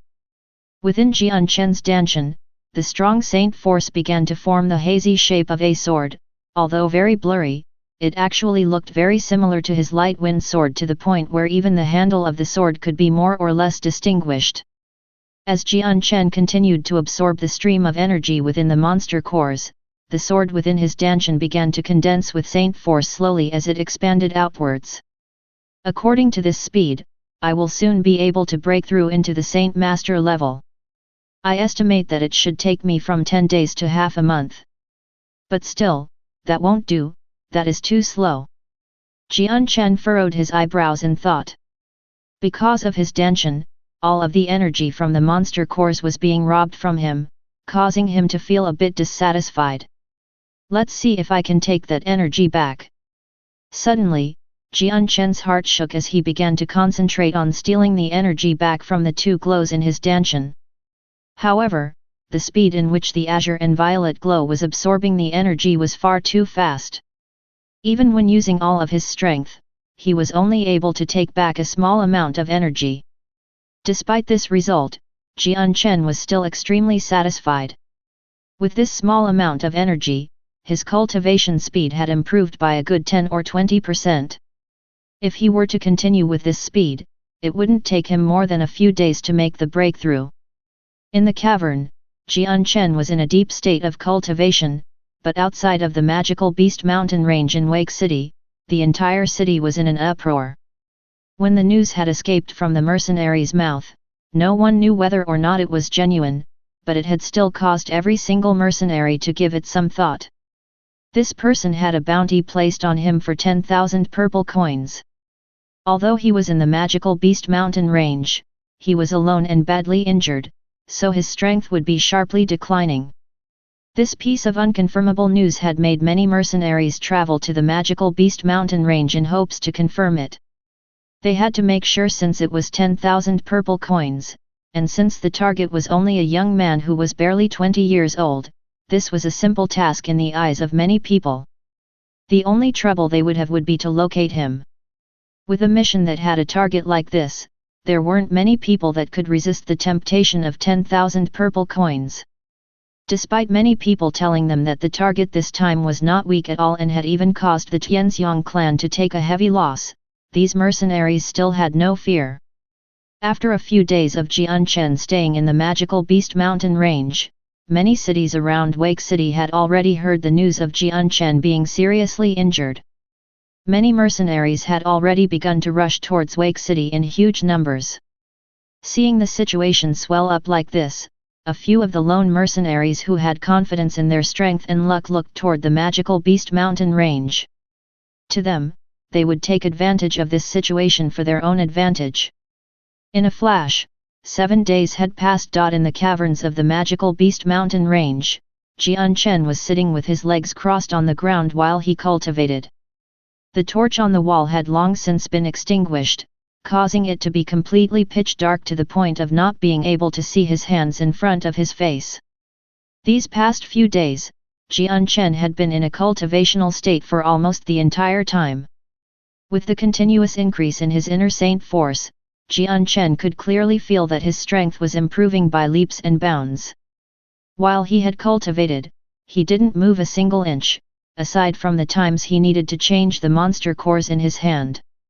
Although, once he swapped the monster cores, he would go straight back to cultivating. Jian Chen hadn't eaten a single meal or took a sip of water while cultivating.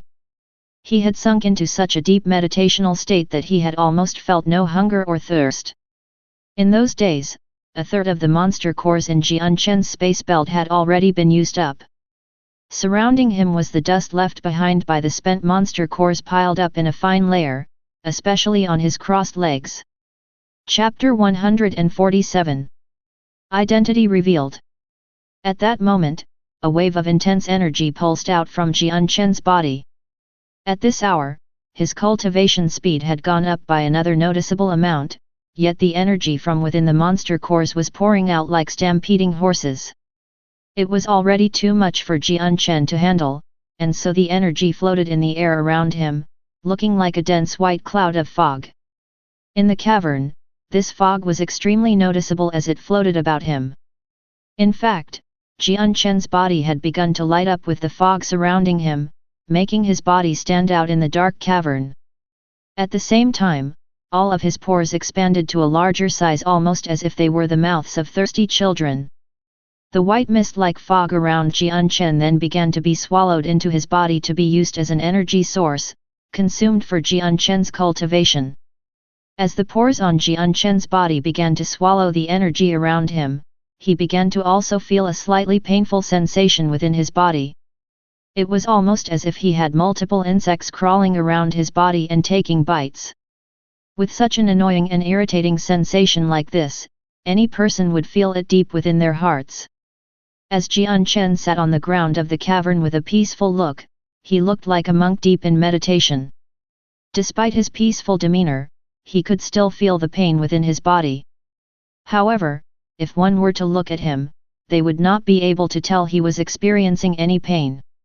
Meanwhile, within his body the energy that was absorbed through his pores was gathering within his dantian, where it was then absorbed by the sword within it. As the saint weapon absorbed the energy, it began to slowly change in a way that the shape of the sword grew more distinguished.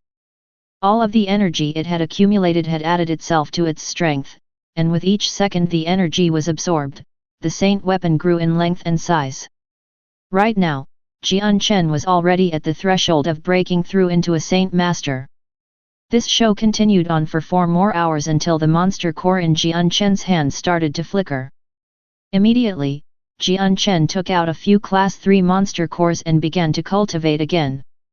Time slowly but silently went by, and not too long after, half of the day had been spent. Within the darkness of the cavern, the hazy figure of Jian Chen could be seen cultivating, while the white, fog-like energy grew even more condensed, to the point where it was lighting up like moonlight. At that moment, an intense amount of energy flew out from Jian Chen and reverberated all over the cavern. The energy grew more and more intense as it eventually evolved into a squall that roared throughout the cavern. The dust kicked up everywhere and was scattered by the squall of energy. All of the dust surrounding Jian Chen had been blown in every direction as the white fog swirled around frantically, before finally entering Jian Chen's body. In the blink of an eye, Jian Chen had completely absorbed it all at a pace that was far faster than his original speed. With his current strength, he had finally made the breakthrough from a great saint to a saint master. Just as Jian Chen had made his breakthrough into the next level, the 2 glows within his dantian had suddenly stopped stealing the energy from Jian Chen. Jian Chen slowly opened his eyes from his sitting position when all of a sudden a weak, mysterious glow came out from his eyes. Although it was weak, in the darkness of the cavern, it was very noticeable. Feeling that the saint force within his body was incomparably stronger than it was before, Jian Chen let loose an excited smile. Immediately, he brought out his light wind sword to his hand, which emitted a weak glow of light from its blade that dispersed the nearby darkness. An amazing glow gleamed within Jian Chen's eyes as in the next moment, a large amount of silver light was released from the blade as a strong amount of sword qi appeared. Lunging forward, the light wind sword was thrust through the air as a small amount of sword qi separated itself from the sword and shot toward the cavern walls with amazing speed. Within the dark cavern, that silver glow of sword qi shot out like lightning towards the cavern wall without a sound. The moment it struck against the wall, the sword qi disappeared, but not before leaving behind a hole from its impact. Jian Chen's body wavered slightly as he flew toward the wall like a demon possessed and struck out with his sword. PCH. Following the loud sound, the cliff that was stabbed by the light wind sword seemed almost as weak as tofu. The entire blade of the light wind sword had completely inserted itself into the wall and only the handle could be seen. The moment the light wind sword had stabbed into the wall, Jian Chen hadn't felt the slightest amount of obstructions from the momentum, making him feel as if the wall was a piece of bean curd instead of a stone wall. Although Jian Chen could easily stab into a stone wall in the past, it was not as easy as it was now. Slowly pulling out his sword, Jian Chen's heart was filled with confidence. If he were to go against Tianxiang Lai, although he might not win against him, he would at least be able to put up a good fight. Now that his strength was at the Saint Master level, Jian Chen was no longer worried if he were to come across a group of mercenaries. Even if there was a great saint master within their ranks, he would at least be able to run away if need be. Recollecting his light wind sword, Jian Chen dusted himself off from all the dust and ignited the fire once more, basking in the glow of the fire instead of the darkness for once. When Jian Chen exited from the cavern, 5 days had already passed. The intense sun was floating high in the sky, indicating that it was noon. Jian Chen calmly looked around himself before setting off in a random direction. I hope that mercenary from the Black Leopard mercenaries did not let me down. Walking into the tall grass-infested forest, Jian Chen muttered to himself. Now that he was a saint master, his fighting strength was much higher, and within Wake City, there would definitely be very few people that could contend with him. Jian Chen began to idly stroll through the magical beast mountain range. In this part of the mountain range, Class 2 and 3 magical beasts often strolled through the area. In the past, Jian Chen had to be careful as he walked through this area, but now, as long as he didn't come across another monster on the same level as the golden striped silver snake, even if it was a Class 3 magical beast, he wouldn't have to worry. Just then, Jian Chen's ears trembled as he heard the soft sound of chatter from the direction in front of him. Jian Chen's line of sight was obstructed due to the extremely dense vegetation and couldn't see who was talking beyond the trees. Harry, we've been searching this area for days and circled around the magical beast mountain range many times already. And yet we've still haven't come across anyone that looks like Jian Chen. Do you think Jian Chen is still here? What if he already escaped without a trace? Fiji, you can stop your complaining. The magical beast mountain range is huge with wild grass everywhere. Searching for a single person in this place is difficult, surely you understand that. Besides, the reports say that Jian Chen is heavily injured. Even if he wanted to run, he wouldn't be able to go far. I'm not even sure if he's currently hiding somewhere trying to heal. That's right, I'm sure that Jian Chen's hiding somewhere with heavy wounds not daring to come out. But it's still so troublesome. Many people have already entered the mountain range, and if Jian Chen wasn't in a secret hiding spot, he would have long since been discovered by a group of people or even eaten by a magical beast. There's some truth to that, but we better slowly look for now. Even if we don't find him, we'll be able to kill a few magical beasts and take their monster cores to cultivate with. As soon as that last line was spoken, the group pushed past some tall grass and walked out onto the road where they could see Jian Chen clearly in front of them. They could see Jian Chen wearing animal leather and his face hidden by the accumulated filth of his time on the mountain range. The moment they saw Jian Chen, the mercenaries looked blankly at him. At the same time, Jian Chen took in the group in front of him. There was a total of 7 or 8 people in front of him with their ages looking to be around 30 years old. Their faces had traces of sweat and filth and their clothes were in a tattered condition, showing that they had been staying in the magical beast mountain range for a few days at the very least. One of the mercenaries walked forward to speak to Jian Chen. Fellow friend, judging from your appearance, I presume you've been at the magical beast mountain range for quite some time now. Jian Chen's face revealed a smile as he replied, that's right, I've been here on this mountain range for quite a few days. Then I'm not sure if this friend has heard about the most recent news from Wake City. The man asked Jian Chen as he looked at him. Hearing this, Jian Chen had a thoughtful look to him. This one is not sure if you are talking about the one named Jian Chen. Correct, it is indeed about him. It would appear that this friend has indeed come into this magical beast mountain range looking for Jian Chen. Judging by your appearances, I presume you've been in the mountain range for longer than we have. But perhaps, do you know any news about Jian Chen? The mercenary said. News about Jian Chen? Jian Chen's smile grew strange as he nodded. You've asked the right person. Indeed, I know the whereabouts of Jian Chen. What? You know where Jian Chen is? Hearing this, the entire group of mercenaries were startled. Due to the words from this mercenary, everyone adopted a joyous expression on their faces. This was what they had wanted to hear. but they hadn't expected to hear it from this animal hide-wearing mercenary. They didn't think that this question they had thrown out casually would be answered in such a way. "Fellow friend, where might Jian Chen be?" this one asks. A mercenary asked impatiently. To him, Jian Chen was like a mountain of gold, and so he didn't bother to think if he had the strength to fight him. Jian Chen was still smiling as he slowly said, "Not even far away, but right in front of your eyes." Jian Chen looked at them with a curious stare. "Seeing so many mercenaries trying to find me, it would seem that the 10,000 purple coin bounty from the Tianxiang clan has enticed many people." Jian Chen thought to himself. "Not far away, but right in front of our eyes." Hearing Jian Chen, the mercenaries all repeated what he said under their breaths in thought. Very quickly the mercenaries came to a realization as they snapped their heads at him and stared in disbelief. "What? You're Jian Chen?" Chapter 148. Spare us! As the mercenaries cried out, their eyes landed on Jian Chen with shock written all over their faces. Not a single one of them had thought that after looking everywhere in the magical Beast Mountain range, they would coincidentally come across him. What was more amusing was just how exactly they came across Jian Chen. Another mercenary laughed bitterly as he stared at Jian Chen.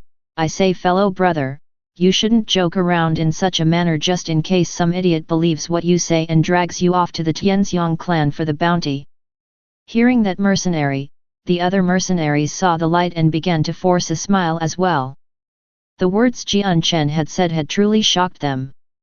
"Fellow friend, right now Jian Chen's name is infamous around this area.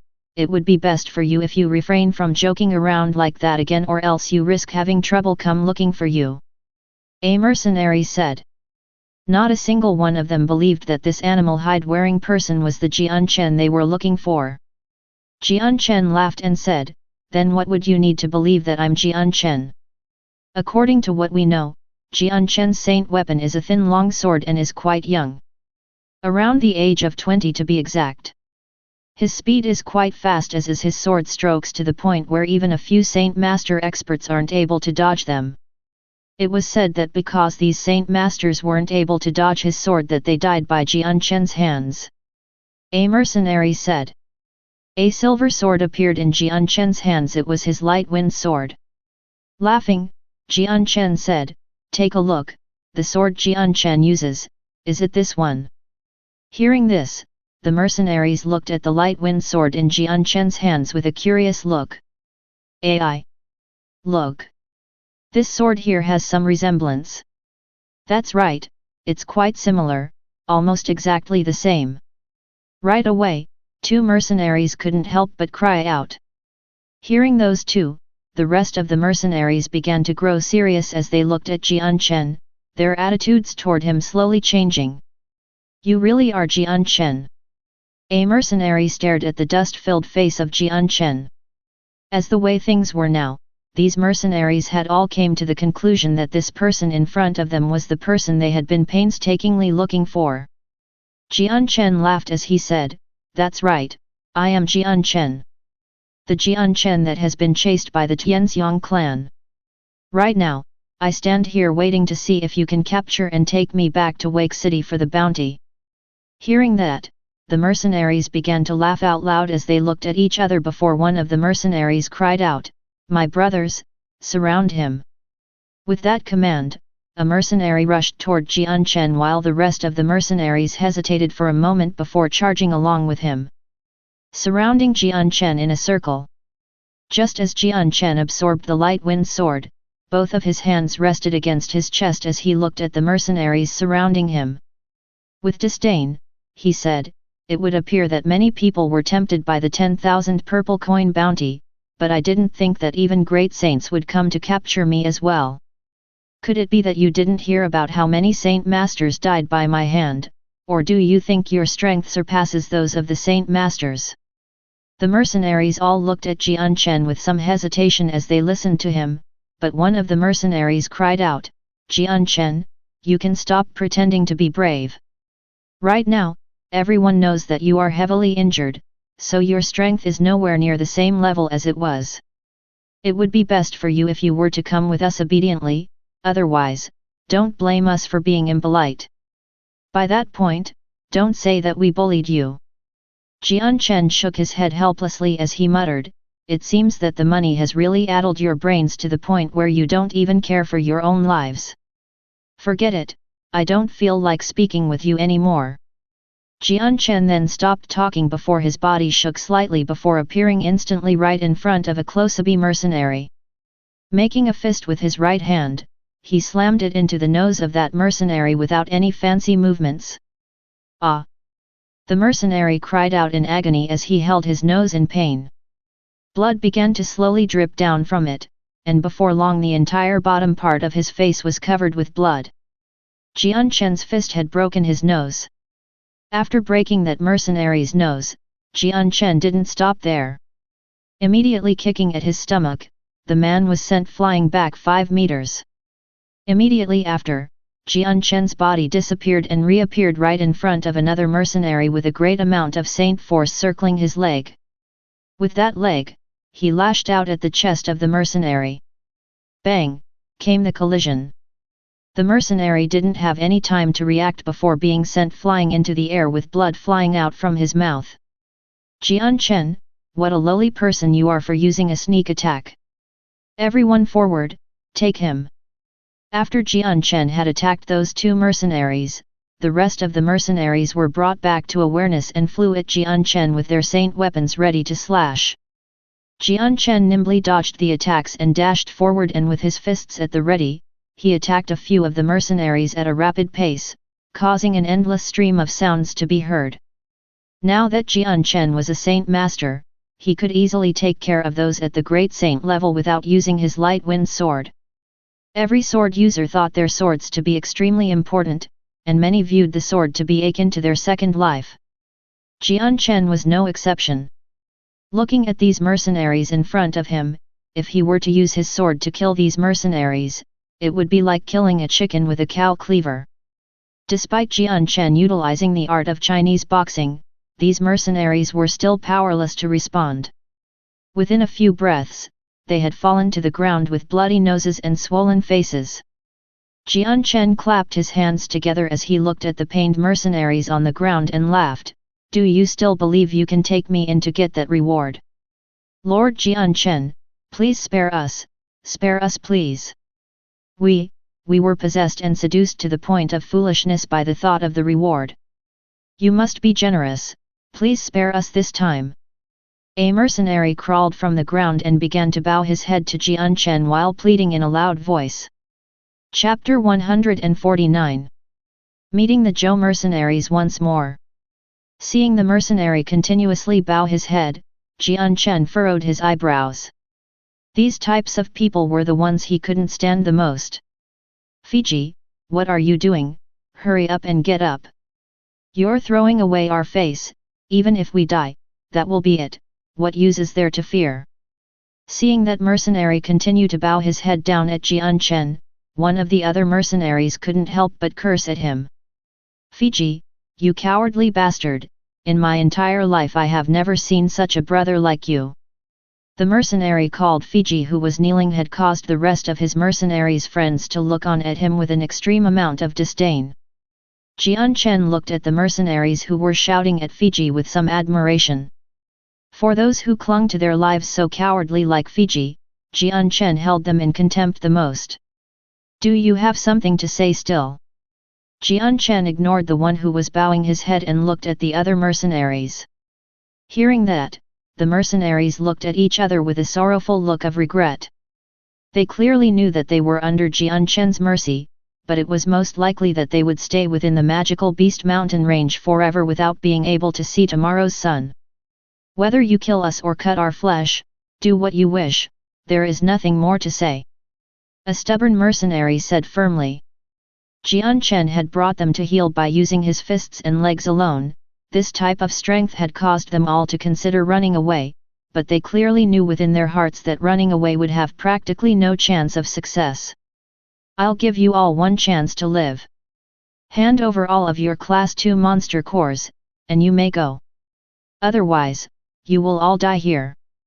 Pick now, I will wait for your decision. Jian Chen said gently. Faced with that decision, none of the mercenaries hesitated at all. Immediately nodding their heads, they all obediently took out every single Class 2 monster core from within their space belt and piled them all together neatly. Although they were all very reluctant to part with them, they weren't stupid and knew that this wasn't the time to be stingy. Jian Chen swept his gaze over the pile where there weren't even over 10 Class 2 monster cores. Now hand over the monster cores. Obediently, one of the mercenaries scooped up the monster cores from the ground and placed them all within Jian Chen's hand. Once Jian Chen took the monster cores in his hands, he waved them away. Go on then, I'm feeling generous today. I may be letting you go, but if we meet each other again in the same situation, don't expect it to be the same. The mercenaries didn't bother to stay around and ran with their tails between their legs. Seeing the mercenaries disappear into the forest, Jian Chen smiled as he stored away the Class 2 monster cores within his space belt. Kneading his fists, he muttered to himself, I don't know how long it has been since I've used my fists to attack people. Although it feels a little weird, it's not all that bad. For these mercenaries, killing Class 2 magical beasts for their monster cores is not an easy task. I've taught them a lesson, but since this is their only source of Class 2 monster cores, this will definitely not be the last time I will see them. Sooner or later, many more people will come by this way, haha, I don't know how many people there will be, but with a prize of 10,000 purple coins, I hope that even stronger people come. Otherwise, my plan will progress too slowly. With this type of good opportunity, I will definitely profit as much as I can.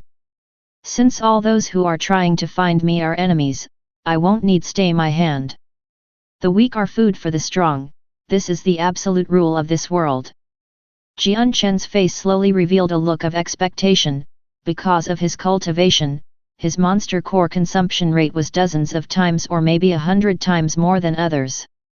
He had no other choice but try to earn more monster cores because of the glows in his danshan. He had been forced to give up using the world essence to cultivate and now only relied on the monster cores instead. Not too long after the mercenaries had left, they immediately spread the news of Jian Chen's whereabouts. Soon enough, Jian Chen's position in the magical beast mountain range was well known by everyone. Quickly, every single mercenary and other parties of power began to rush over to try and overtake him. At this moment, Jian Chen was sitting in the area with no intentions of leaving. Sitting on a tree 30 meters away, he was completely concealed by the tree leaves with barely any parts of his body being visible between the gaps in the leaves. In this situation, it was very difficult to see him. Not too long after, a group of 40 mercenaries slowly walked into the area near where Jian Chen was sitting. All of them were wearing steel helmets with full body armor while being armed to the teeth. Not a single one of them looked to be in disarray, and instead looked to be very well trained. The moment Jian Chen saw these mercenaries through the gaps in the leaves, the name of a single mercenary group flashed through his brain. Immediately, a flash of killing intent could be seen in his eyes as his face grew serious. Crash! A sound came from within the leaves as Jian Chen leaped down from the treetop. What person? Be careful! Someone came down from the trees. Just as Jian Chen flew down from the treetops, the armored mercenaries below began to shout as each one of them pulled out a saint weapon at the ready to fight. Jian Chen's feet kicked off the tree, causing him to fly 20 meters forward before finally landing nimbly on the ground right in front of the mercenaries. Who are you? The frontmost armored mercenary stepped toward Jian Chen yelling for him to identify himself. Jian Chen's solemn face looked through the group with a careful eye. It was a shame that he saw no familiar figures within the group. You are the Zhou mercenaries. Jian Chen said, it was no question. That's right, we are the Zhou mercenaries. Who are you, and why do you block our path? The mercenary who was at the front slowly demanded. The Zhou mercenaries weren't weak, and could be considered to be within the top 5 mercenary groups within Wake City. Adding on to their affiliation with the Zhou clan in Wake City, it had given them plenty of arrogance. Once he had confirmed their identities, a large amount of killing intent emerged from Jian Chen in waves of energy. Without any more words, Jian Chen took out his light wind sword and began to charge at the Zhou mercenaries. The last time Jian Chen had met the Zhou mercenaries, they had came across a Class 5 cub in the magical Beast Mountain range. Although the original members of that Zhou mercenary group weren't here, they had cost the Flame mercenaries their lives and caused them to lose the Class 5 cub. Plus, while running away from the Class 5 Golden Fur Tiger King, if it weren't for that member of the Zhou mercenaries who threw the cub at Captain Kendall, the Golden Fur Tiger King wouldn't have chased after the Flame mercenaries. So the entire destruction of the Flame mercenaries and the death of everyone in it could all be blamed on the Zhou mercenaries. Chapter 150. Extermination. Jian Chen quickly closed the 10 meters between him and the Zhou mercenaries. With his light wind sword, he thrust it toward the frontmost mercenary's throat in hopes to kill him. In a flash, the sword had found itself right in front of his throat. Seeing the sword come at him with incomparably fast speeds, the leader's face underwent a drastic change as he realized that he wasn't able to react in time to block with his own saint weapon.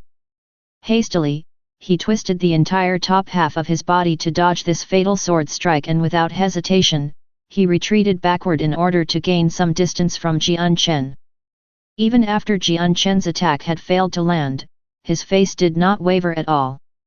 Continuing onward, he dashed forward toward the other Zhou mercenaries ahead of him and lashed out with his light wind sword and stabbed 4 great saints through their throats in a flash. Their armor was of no use as Jian Chen had speared through the steel metal as if it were tofu.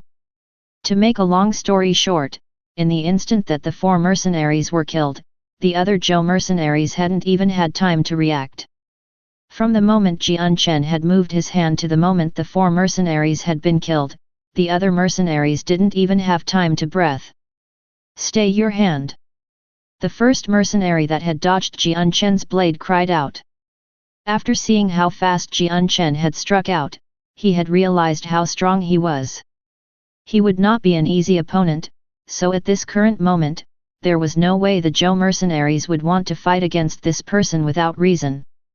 However, Jian Chen had turned a deaf ear toward him. The Zhou mercenaries were already on the top of his to-kill list. His light wind sword flashed continuously as it wreaked havoc on his surroundings, his blade almost resembling the death god's scythe that reaped the lives of the Zhou mercenaries without mercy. The great saints of the Zhou mercenaries simply had no chance to defend themselves. They weren't able to catch sight of the blade and thus were stabbed straight through the throat. Even the saint masters among the Zhou mercenaries could only defend themselves against a few strikes before Jian Chen claimed their lives with his light wind sword as well. Jian Chen's strength against saint masters was far stronger than it was before his breakthrough now. These saint master experts would no longer have the ability to harm Jian Chen, and just touching his clothes would already be a difficult task. Jian Chen's figure constantly flickered as he traveled in between mercenaries almost as if he were creating doppelgangers of himself. As he paid attention to his surroundings, each strike toward his body was carefully predicted and dodged. While he was able to injure the enemies around him, his enemies weren't able to do the same to him. Jian Chen's attacks were incomparably sharp beyond anyone's imagination. In the midst of 40 mercenaries, Jian Chen had already stabbed and killed 20 mercenaries within the span of a few seconds, some of which were saint masters. Seeing how Jian Chen didn't even expend much energy after killing 20 mercenaries so quickly, the leader of the Zhou mercenaries had felt an icy cold fear within his heart. Hidden behind his stone-cold helmet was his pale face. In his mind he had felt a great deal of puzzlement. He didn't know just when the Zhou mercenaries had offended such a strong person, but without even saying a single word, this person had attacked the Zhou mercenaries ruthlessly. The leader was unable to keep calm and think about what to do, but his brain had quickly come to a conclusion.